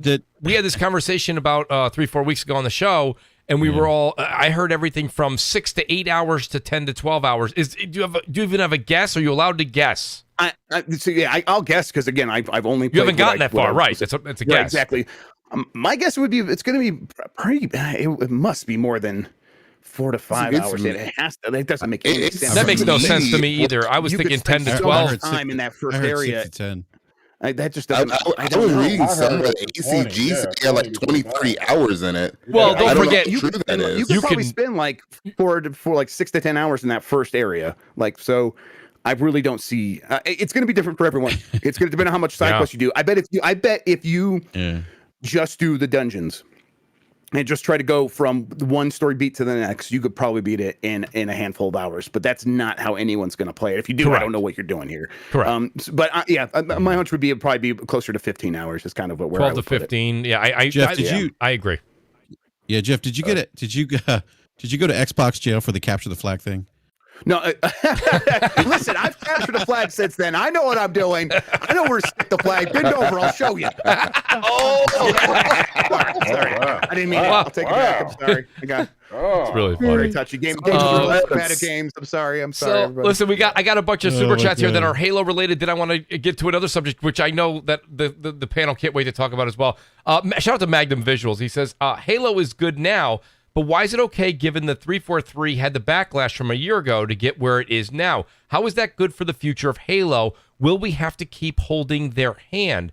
So, it's funny, that's people that are big Halo fans or Xbox fans, you read something like that from Magnum Visuals and you say, well, he's just, he's an Xbox hater. The thing about it, Jeff, is a lot of people are starting to question, and I'm not gonna point this question to 343. I'm gonna point this question to the industry right now, whether it be Battlefield, Call of Duty, Halo, or pick the game. Okay, Cyberpunk.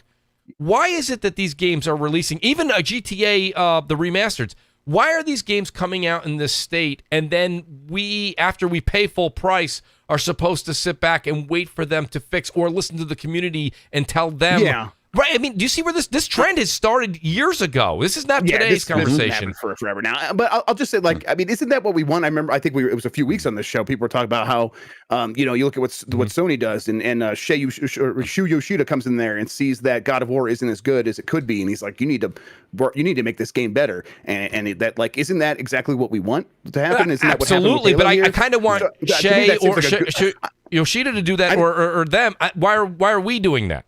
Well, it seems like we didn't do it. Like we didn't get to play the game before they delayed it, right? That's my point with Halo. Now, if we go beyond Halo, if we're talking about like something like Battlefield, yeah, I mean, it's just a mixture of pressures from it's multiple investors games, Jeff. That's why I said this isn't depicted just at Halo. This is across. Yeah, I just feel like it doesn't apply to Halo as well. That was my point. But if we're talking about Battlefield, and other multiple other games, which you're absolutely right, there's a lot of games that fall into that category.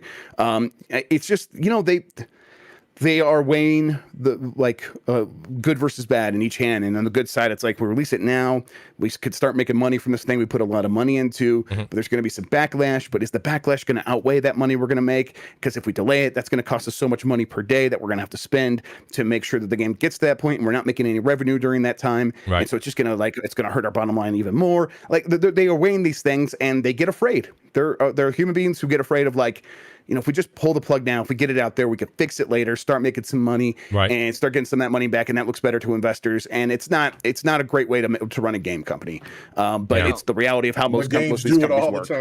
That's right, Kay. It's the way that they all run. Yeah. We predicted, but sometimes the gamers got to be held responsible as well, because I mean they go back. And, I mean it goes on everybody at the end of the day. From my opinion, go ahead, Kevin. Yo, guys, we predicted this way back, like when the consoles went into x86 architecture, where they can update the game, they can fix the game, they can patch the game, easier to put DLC and stuff like that. We're like, well, what's to stop them from putting out a broken game and fixing it afterwards? And a lot of people predicted that we were going to see this. And we saw the 360 in PS3. I mean, that was before x86. Once consoles went online, once they were connected.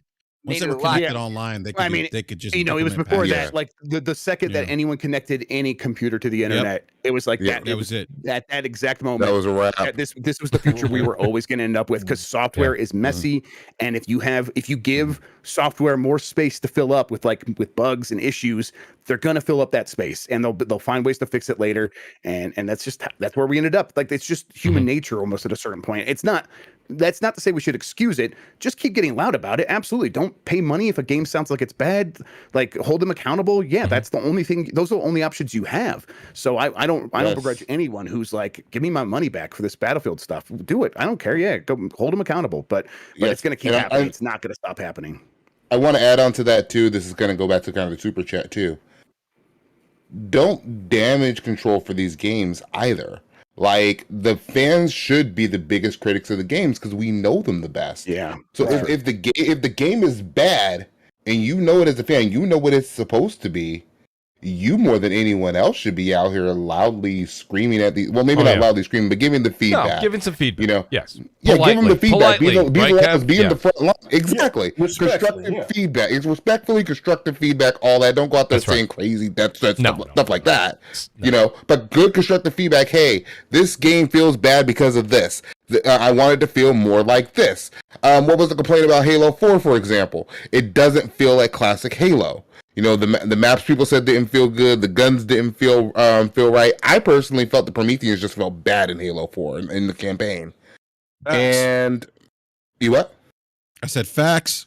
Oh, okay. I didn't like the Prometheans either. Yeah. I didn't like them, and I like that they're going back to the basics because. Going back to the basics, I think is what a lot of people were trying to say. Maybe not as friendly. No, I agree. And go ahead, Kev. I apologize. Oh no, you're good. You're good. The only point I was making is we don't get these kinds of fixes. We don't get this kind of return to form if we just keep telling them, everything is okay. Everything is okay when we're really not happy, or when we fanboy over it. Yeah, I mean the response to Halo Infinite, give them that real criticism that they need.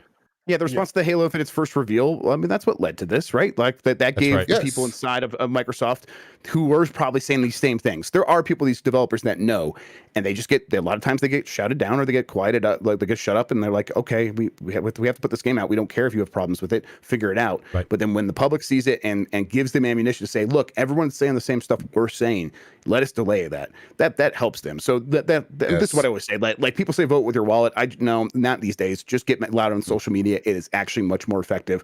And I think that proved it. Like, they did not have to release Halo Infinite to delay it. We didn't have to spend any money on it to get a better game out of that. They chose to delay it themselves because we got so loud. So I think that worked out well in that situation for sure. I completely agree. And I got shout out to Resting Craig Face. He says, even with the 50 XP per match, there's still no incentive to win. Yes. Why go for the flag if I'm getting the same XP anyway, unless I have a challenge for that? So, again, I posed this question to the panel and to the chat. Well, no, I mean, I get his...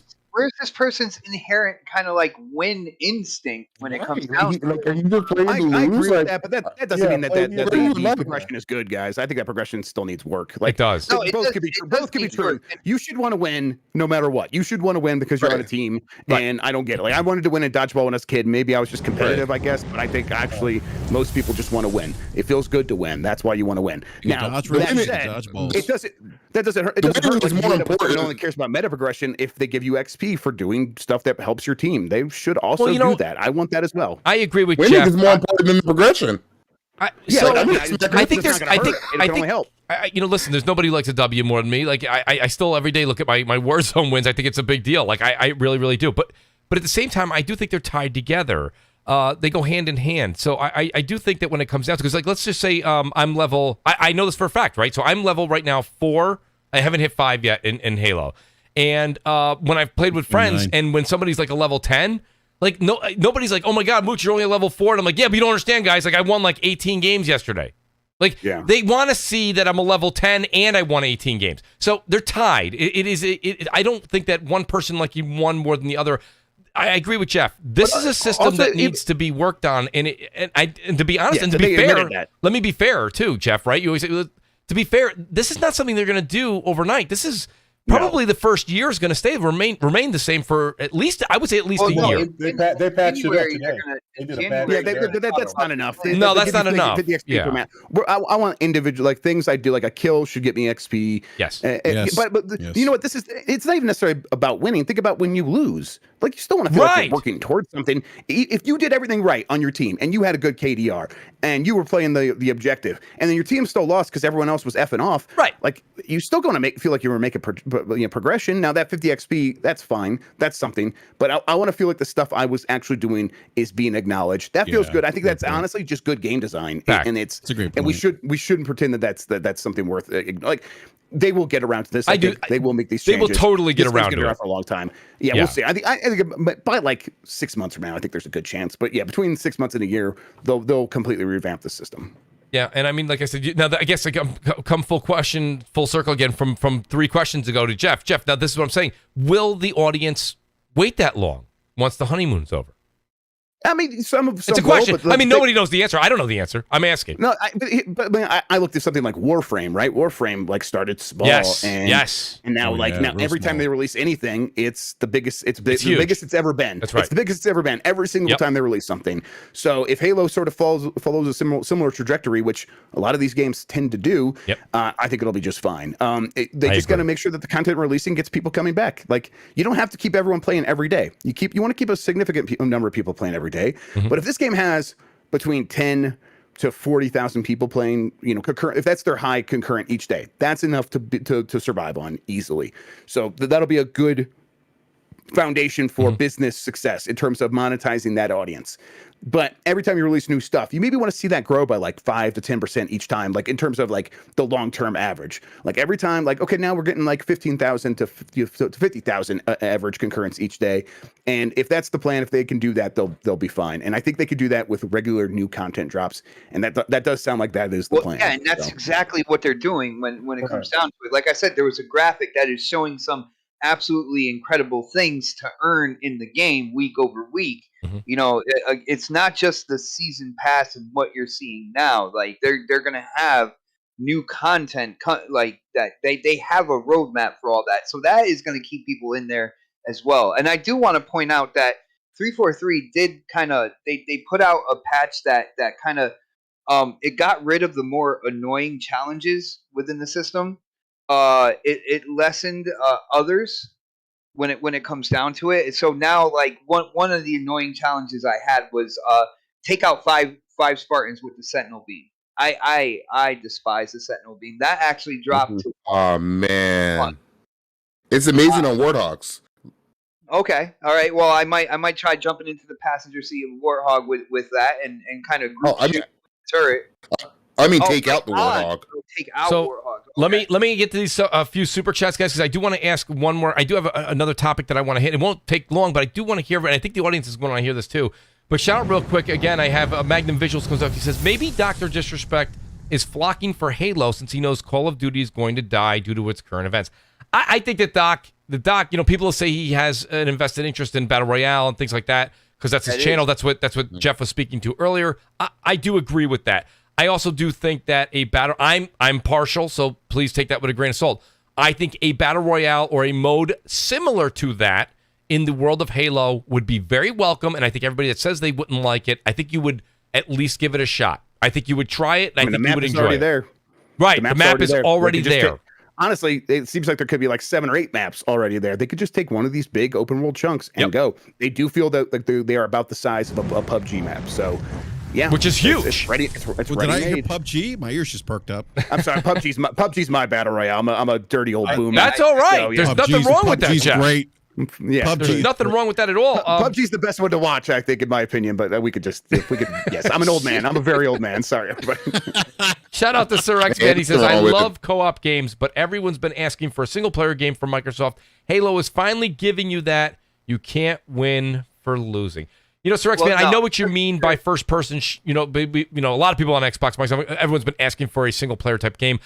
I don't think that means, take a game that's traditionally beloved as multiplayer and then convert it. I think they're just looking, that's a completely separate I was going to say, Sir X-Man, but I know your point. I see where he's coming from. Co-op when it came to previous Halos in the franchise. So now all of a sudden, I can see why people are upset. I understand that.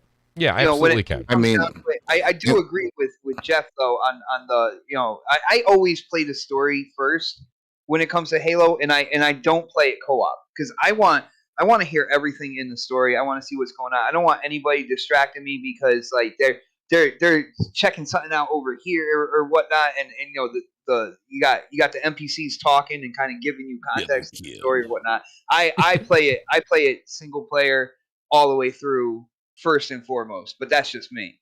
Right. And I'm going to say shout out to the wise old gamer. He says, I want to know if there's an NPC in Halo that says, I was once a Spartan before I took an arrow to the knee.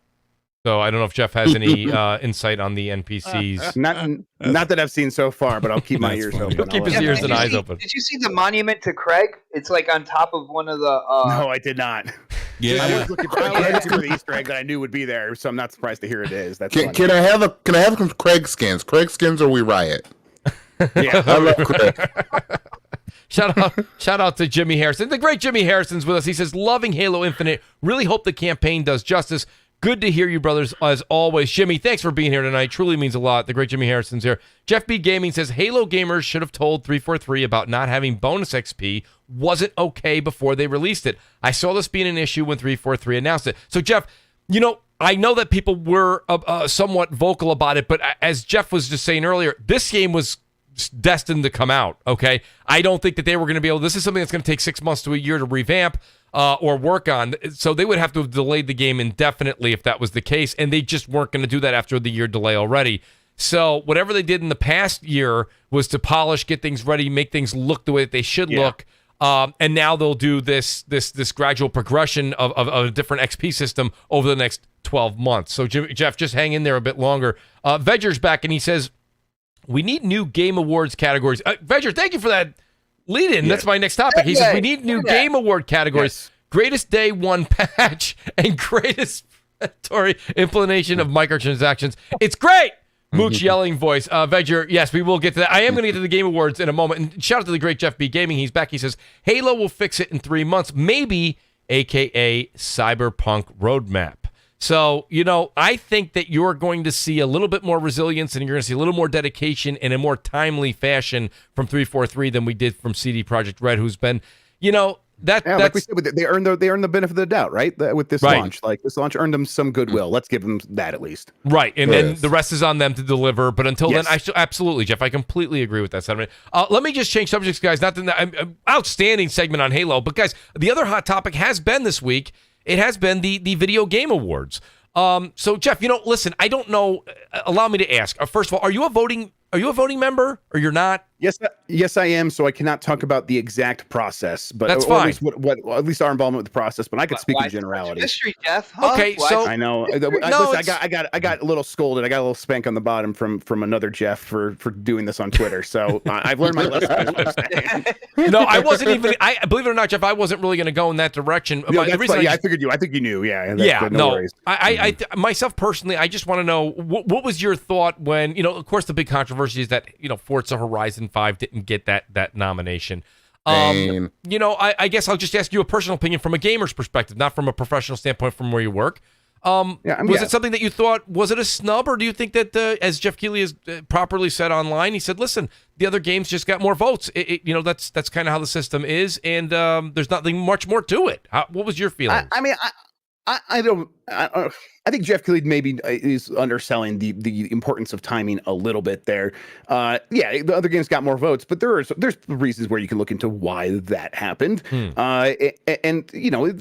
does come out pretty late, and that timing is pretty tough for something like that. Where I'll put it this way, because this is not about the process coming from no, not at all, voting. No process. No, this comes from the other side of publishers trying to finagle their way into these game awards.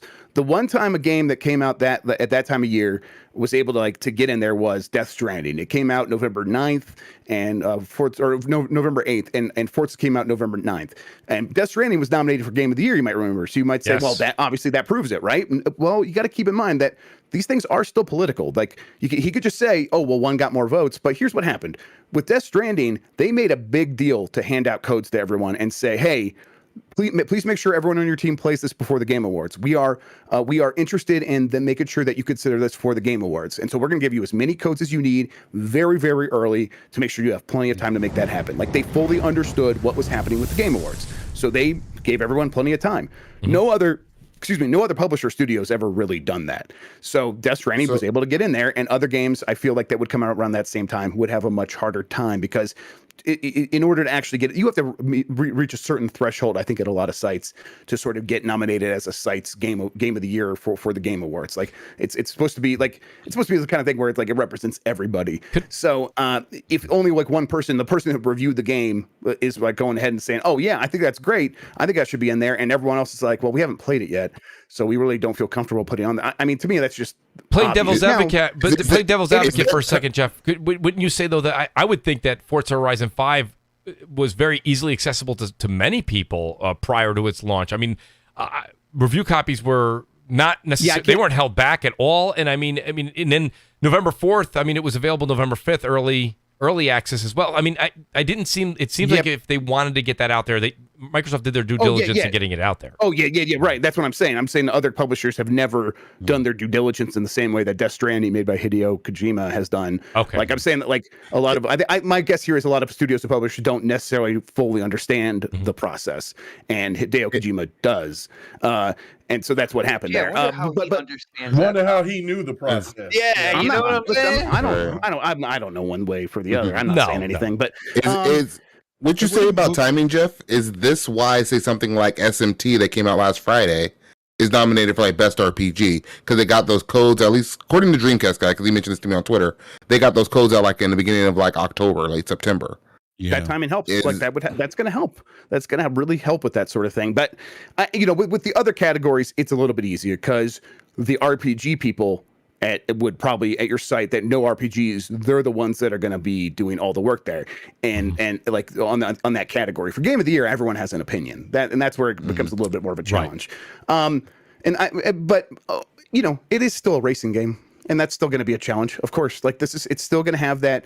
It's still going to be held back a little bit by that. There's a certain type of movie wins the Oscars Best Picture, right? And a certain type of game wins the Game Awards, Best Game. It wins a Game of the Year from most places. A certain type of game, right? Something that is about a character, usually third person, usually pretty action adventure-y with a decent narrative and a lot of character development.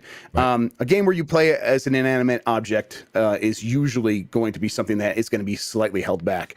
That said, I'm of the opinion that it's mostly the timing that kind of hurt it here, and being a racing game didn't help too much. If the publishers really are that interested in making sure their games get nominated for Game of the Year, they need to actually play the politics a little bit better, like Hideo Kojima did. Agreed. Yeah, and that's well said. The politics part is interesting because Phil sits on the board of the Game Awards. Microsoft does, I think, with Sony. I think EA is part of it. Person on the board, like but what I'm saying is like he understands the process. Yes, right. That is a big thing that people need to understand. Phil and Xbox and everybody. That's why you didn't hear Xbox, come out. Nobody made any kind of rude remarks. They know the situation. They know the process. Jeff said it. Yeah, I don't know if they're like familiar exactly with the exact like. I don't know. Here's the thing. I don't know if they even care that much, or if they're thinking about it that much. Like they have bigger fish to fry, right? Yeah, exactly. Exactly. Phil's not going to be texting with Jeff Keighley, like, hey, make sure you give us a little bit more time, or should we have the games out to everybody? Like, give us the list of all the names. Like, they're allowed to request the list of all the voters and stuff, and try to get their games out, I believe.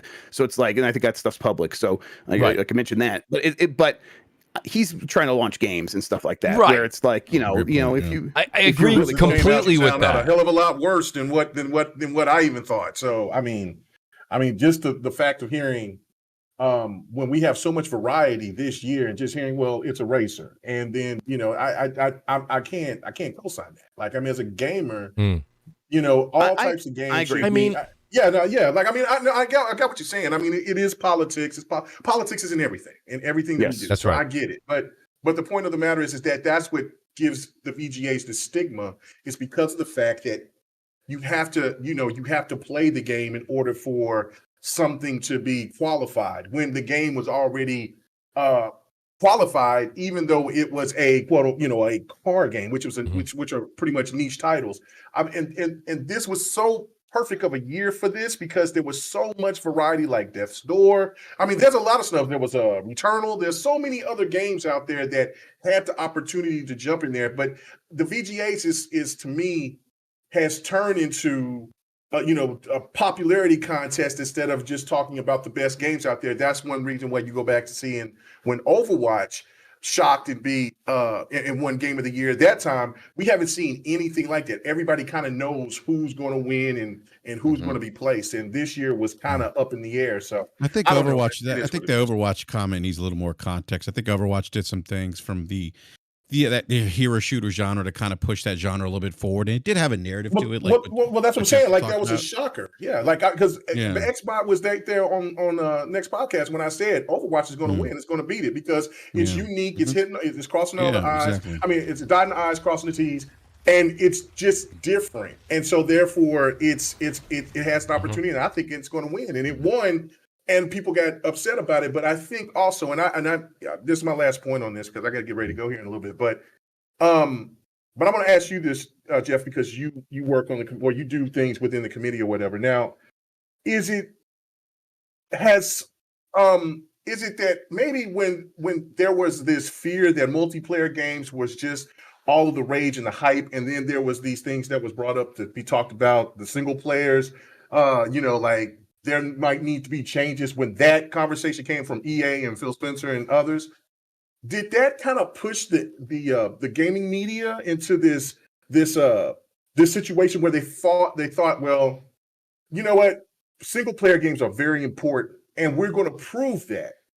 Does that has anything to go with it? Because to me, that's how I feel about it. Like, it just seemed like once that was said, then there was nothing but single player driven, over the shoulder titles to just be right there. And to me, it's like there's so many other games like that out around that should have had that. That should have been nominee, not won, but like, here's how I see it. More variety.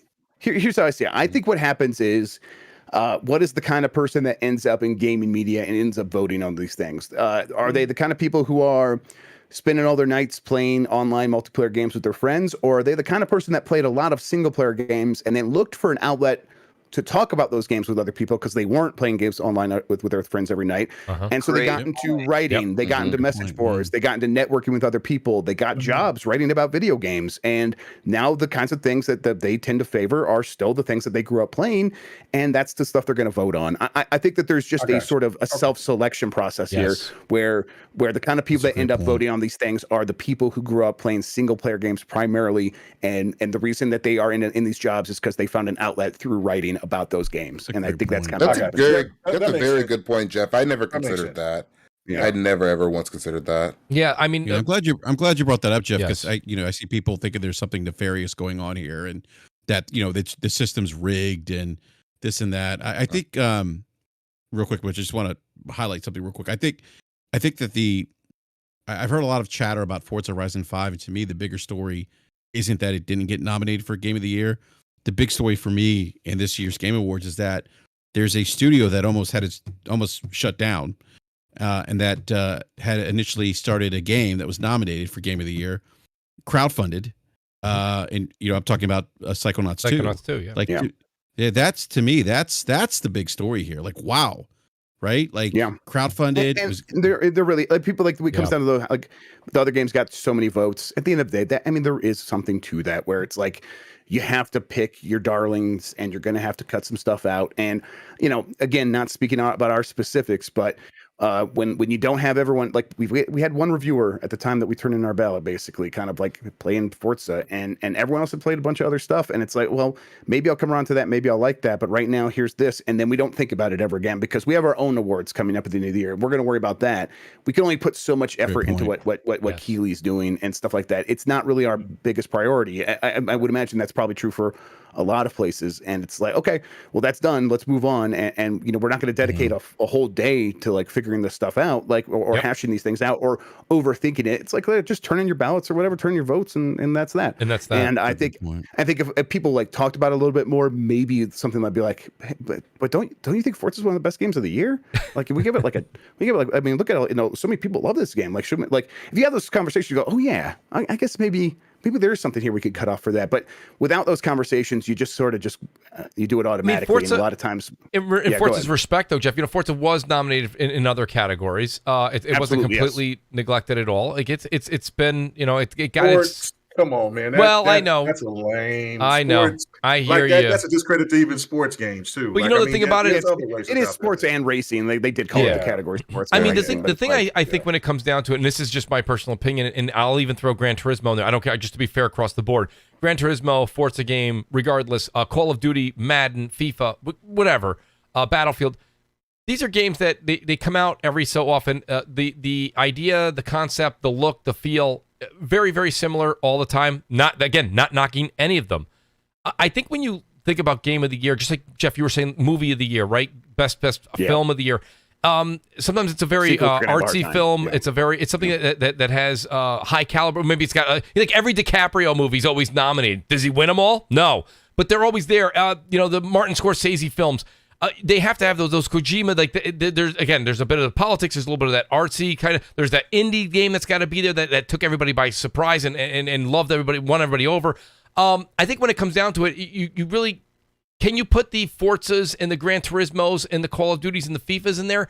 Not to say that they're bad games, but they are very, very reminiscent of prior, right? I mean, if I'm misspeaking, I mean, they're new iterations. There's definitely part of it. Yeah, no, there's definitely something to that. And that's what I'm saying. Like, it's still just a racer. It's still another Forza game. Not that there's anything wrong with it.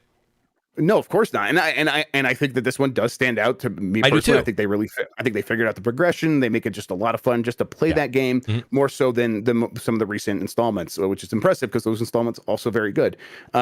But still, that stuff is going to hold it back. It's going to be counted against it. And not even like counted against it. It's just like it's not going to come to a lot of people's mind. It will have to be brought up. And I think that's why I think like if you go and you like listen to some Game of the Year like podcast this year, like we'll do one for GamesBeat when we record the discussion. It's not a democracy. We don't vote. We talk it out. And when we talk it out, I bet Forza is going to do pretty well because when we explain like why it's so good and why we had such a good time with it and how much time we spent with it and stuff like that, it's like okay, we're not going to like discount it just because it's more the same. If it's doing all this other stuff, that's good. But again, you have to have those conversations, and that's just not the process that's going to happen with something like the Game Awards. No, I agree. And I just want to, real quick, I know he's got to leave. I just want to say, shout out to K Mega. K, I know you have to go and do your own show right now, and I really want to thank you for being here. I didn't want you to leave without getting a proper outro. K, let everybody know where they can follow you and find you, and let them know where they can go over and enjoy your show right now. But I want to say thank you for being here tonight, and you know, we've got to get you back on the show again. It was absolutely amazing to have you and your input on the show. Thank you again, and let everybody know where they can find you, please, Kay. Oh yeah, thank you very much, man, and hope everybody have a good night on the panel and in the chat. If you be so kind, though, after this is done, you can come over to my channel, KMega405, and listen to the GRG podcast. We have 2 guests of ourselves. We got Crispy Bomb, and then we also have we got Halo. I was gonna say Halo. His name is. It's got a weird way. It's kind of like Han Solo gamer, but it's a weird way. It's something like that. Anyway, Halo Solo, right? Something like that. It's a weird name, but yeah, come and check us out. And man, really appreciate it. Be on the next podcast on Thursday. Well, not this coming up Thursday, but I'm on that, and then I do Fight Night Sundays on Twitch, where we play all different types of fighting games at 9 p.m. Central, man. So I really do appreciate it, man. Everybody have a good one, man. God bless y'all. Thank you, Kay, very much. I appreciate that. I got a couple super chats here, and then that are pertain to this category, and then we'll kind of do our outros. Shout out to Resting Craig Faces back. He says, in my opinion, the real problem isn't that Forza Horizon 5 isn't nominated for Game of the Year, but that the nominations were both submitted and announced before the deadline. Is that I'm asking if that's true. Does that hold water? How do you phrase it? Say it again. Pardon me. He says, problem is that Forza Horizon 5 isn't nominated for Game of the Year, but he said that the nominations were both submitted and announced before the deadline. Well, they weren't announced, and again, without getting too, I mean, that stuff is public now because there was a story about this stuff, right? Mm-hmm. But it's like I think the initial ballots have to come in pretty early, and it's before a lot of these games are out, and you're allowed to change your ballot. But that it doesn't seem like that's something. I mean, I don't know. I'm not going to speculate about what other people do. It's just like, again, that's more work, and people, are people going to do more work for something else that they're like? Again, we don't take this super seriously. Right? We have our own awards that we take more seriously than this, and it's not like it's a show where you watch a bunch of commercials, and that's the real reason people tune in. It's true. So how seriously am I supposed to take VGAs are marketing? Yeah, a lot of it's marketing. Which, by the way, I will say, and I was going to say that's a good thing because it does bring attention to the industry. So sure, yeah, exactly. I hear people compare the VGAs to the Oscars. I'm like, it's not really the Oscars. It's I know, like Jeff Keighley wants. I mean that's marketing too, right? That's marketing. But that's it's marketing. But it's not. There's no governing body. It's not like the Dice Awards, right? Like it's not. That's not it. Like I guess if you want something like the Oscars, maybe you look at the Dice Awards. I do feel, Brap, though, that gamers as a whole, and I hate to speak for never speaking absolutes in the internet, but I do feel like gamers do kind of put this award show, I don't want to put not higher than anybody, but this would be brought into the marketing because of the marketing, right? It's just it gets that recognition. So yes, Jeff, you're right. It was on TV once, so right. It was on Spike TV. I think it still is with Samuel Jackson. Absolutely. Shout out also, we have Magnum Visuals is back. He says Duracell double A's are a good gift idea for Xbox owners. Well, Magnum Visuals, thank you so much for throwing out some great gift ideas for the holidays. Energizers, please. I need that bunny. The shout out to Sir X-Man. He says, can't wait to play Halo after work with my friend, Sir X-Man, the great Sir X-Man. And AC, he says, question. Forza Horizon 4 was the 4th highest rated game in 2018 behind Red Dead, God of War, and Smash Brothers. Why didn't anyone throw as big a fit then? Because Forza was the highest rated game this year, period. You said it. He said it himself. Mm-hmm. That Forza then was the 4th. Right. Like that's a big difference between being number 4 and being number 1. We're not talking about winning here, Kev. We are talking about nominations. So if it's 4th and there's 6 people allowed in there, there's still a reason for it to exist there, correct? Yeah, I mean that's just like it's just one reason why the people think it should be nominated. It's not the entire story. Like, maybe people should have made a bigger deal then, but like people noticed it now and they made a big deal. Mm-hmm. That's just how it goes sometimes. Yeah, no, right. I think the bigger problem here is just I don't like the way the voting split goes, the 90 versus 10, but that's kind of whatever. That's how they choose to do it. But more so the games that are selected, but like you said, it's because people mostly play story-driven games, or people that were playing story-driven games are the people voting now. I feel like it kind of does kill some of the diversity when we say game of the year, but it's really one kind of game.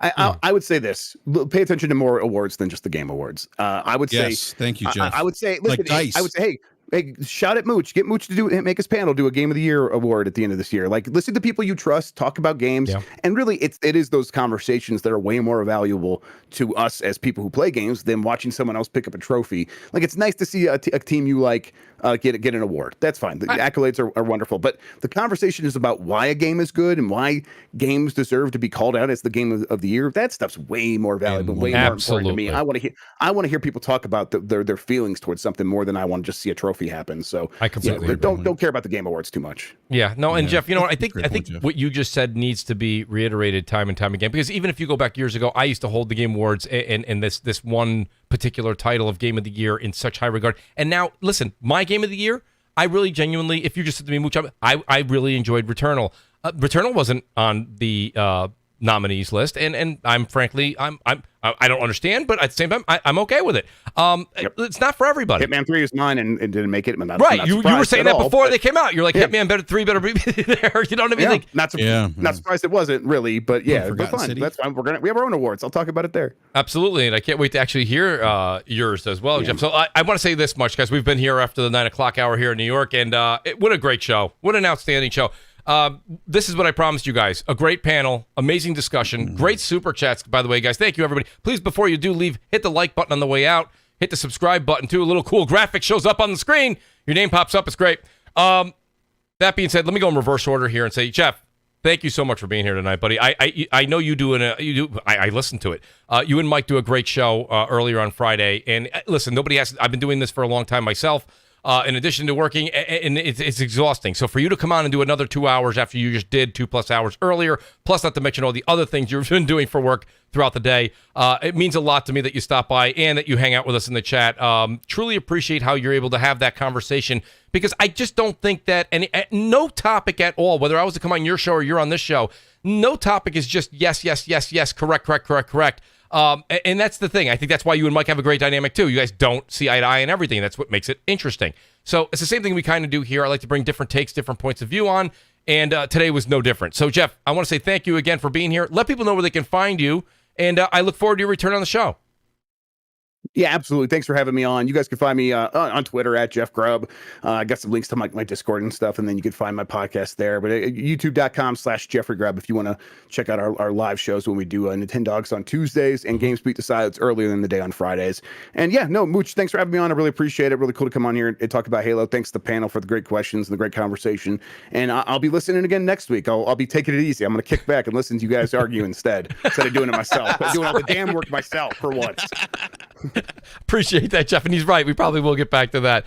Shout out to Glorious Kev, the great Glorious Kev. It was a glorious Friday. Yes, it was. Kev, I love having you on the show, man. You bring energy. You love gaming. You love to play video games, man. And just listening to you and on the show and on Twitter, man, it's just an absolute joy. So, Kev, let everybody know where they can find you. Let them know where you're streaming at. And, the Mooch symbol will be in the air very, very soon. In the next couple of weeks, we have to have you back on the show, Kev. So let people know, and thanks for being here tonight. Oh, yes. I always appreciate coming on to the show. Always appreciate the invites. You can find me streaming youtube.com/gloriouskev. And mostly I'm just streaming these games. I'm not sure which game I'm gonna start next. Probably will just be Halo. I haven't streamed since I've been sick, so I haven't streamed in about 2 weeks. Mm-hmm. But it'll probably be Halo. I'll probably jump between that and like SMT or maybe Pokemon. Just gonna be out here loving and enjoying these games. There's so much There is so much to play right now. It's great. And watching all this gameplay on screen, I can't wait to play some more Halo and some more Call of Duty. That's a me problem. But Kev, outstanding to have you, man. Up until we got into the podcast, man. Thank you, Kev. Shout out to Basement Radio Arcade Podcast Brap, who was not going to even be able to make it tonight. Ended up being here for allow me to use the words while Kev's here. I can use them without any copyright infringement. The glorious 90 minutes with the great Brap. Outstanding to have you here tonight, buddy. I know that you're here most Fridays, but you made some time for us since you have some family stuff, so I really, really appreciate that. Let people know where they can find you, and I look forward to playing some Halo with you this weekend. Yeah, no, absolutely, man. I just want to say something. For those of you who maybe tuned in late to the show, I was an Xbox Live beta tester. Nobody knew that. Nobody. No, nobody does, right? No. So I got to remind people I was, so that's great. I love saying that, by the way. It really is. But no, great show, Mooch. Big shout out to Jeff Grubb. Jeff is always, it's great. The timing of having Jeff on was great because he gave us a lot of insight into the Game Awards. Yeah. I think a lot of people don't really know kind of what goes on behind the scenes with that show. So that was super insightful. But Agreed. I mean, look, always great show. This is I love Friday nights because it's my time to sit down and just shoot the shit with fellow gamers. So great show again, man. And check us out on YouTube, Basement Radio Arcade Podcast, every Wednesday night, 9 p.m. Eastern time.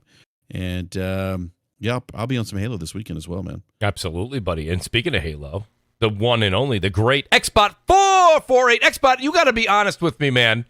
This might have been the easiest show for you yet. I don't even know. Usually you earn your salary.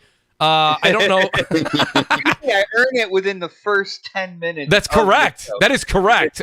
Tonight, you just absolutely had your feet up. You were probably enjoying some sort of I was sitting back on the beach, nice little drink in my hand. You know absolutely. It Xbot, outstanding Right having you, buddy. Out by the beach. Xbot, great to have you here tonight. Let everybody know where they can find you. Let them know about Next and also your Twitter handle, please. Yeah, definitely. And I gotta say, shout out to the panel. Had an absolute blast. Jeff, Kev, of course, K Mega, and I'm here most Fridays with Rap and Mooch as well. So shout out to you guys. Shout out to the chat as well. You can find me on my little YouTube channel. It's called Xbot448. It is the home of the Next Podcast, and the Next Podcast is also the home of White on White Crime. When it comes to gaming news podcasts. If you don't know what I'm talking about, you need to check it out every Thursday, 8 p.m. Eastern, which of course is prime time, baby. We go live every Thursday. I have a lot of fun doing that show. If you haven't checked it out, definitely check it out. Check out my channel. The good thing about a YouTube channel is if you haven't seen the newest episode of Next Podcast, you can go over there and you can check it out right now. Had an absolute blast, and I can't wait to do it again already, bro. Appreciate that, Xbot. I want to say a shout out to a few people. Shout out to Carlos Alvarado, who said, great show tonight. Carlos, thank you very much. Shout out to the great Saltiest Gaming, who stopped by and saw us. Go over and check out Saltiest Gaming as well. Salt, we got to get a little Halo, a little Call of Duty in this weekend. And just a couple other great people I see in here. I'm looking at Crypto, Albert G., Aaron. Shout out to Aaron, who's always very, very, very energetic in the comment section. Shout out to Gadget. I see a bunch of you guys. Albert G, I said already. Guys, outstanding show tonight. I want to thank everybody. Just so you guys know, Crap will be back next week. Pardon me. Also, shout out to Cal L. Yes, I was going to do a shout out for Cal. Go ahead. Yeah. Can I say something real quick? Sure. Speaking of glorious, you know what's gaming on an OLED? Yes, it really is. Isn't that glorious? Oh my God. Let me say big shout out to my man, fellow Brat panel mate, Eric Jackson. Just picked up a 65-inch Shout out C1. to E. Yes. Yeah, he's enjoying his new C1. Oh, I do want to say shout out, though, real quick Game to changer. Super Pod Shots. Cal L. Cal couldn't make it. He got kind of caught up with work and some traffic. He wrote me in the middle of the show, said, Mooch, we'll do another week for sure. So shout out to Cal. We'll definitely meet up. If he's listening to the show, we will meet up on Halo this weekend, I'm sure. No, Brap, you're 100% right. OLED is life. If you don't have an OLED, try to grab one because they are a lot of fun and they're becoming more affordable. And I think that they really do change the gaming landscape. Again, the great Crap Gamer will be joining us next week. Guys, please take a second to hit the like button, hit the subscribe button. Go over to twitch.com/TheMooch78. Same as here. The Mooch78. Same exact thing. Go over and follow. We are going to be starting our streams next week. Everything is just about done. I literally have about an hour and a half left to work. It is just about done. I can't wait to show all you guys. And I'll be doing something quite big. It's going to be called Mooching Off the Mooch next week. You guys are going to love it. It's going to be fantastic. It's great. It's just great. So, guys, enjoy your holiday, your weekend, everything that's coming up in the next week or so. Game a little Halo, do a little Call of Duty, do a little Battlefield, do whatever you like to do. And we will see you guys next Friday, 7 p.m. Eastern Time. Peace out and good night. Peace. Glorious.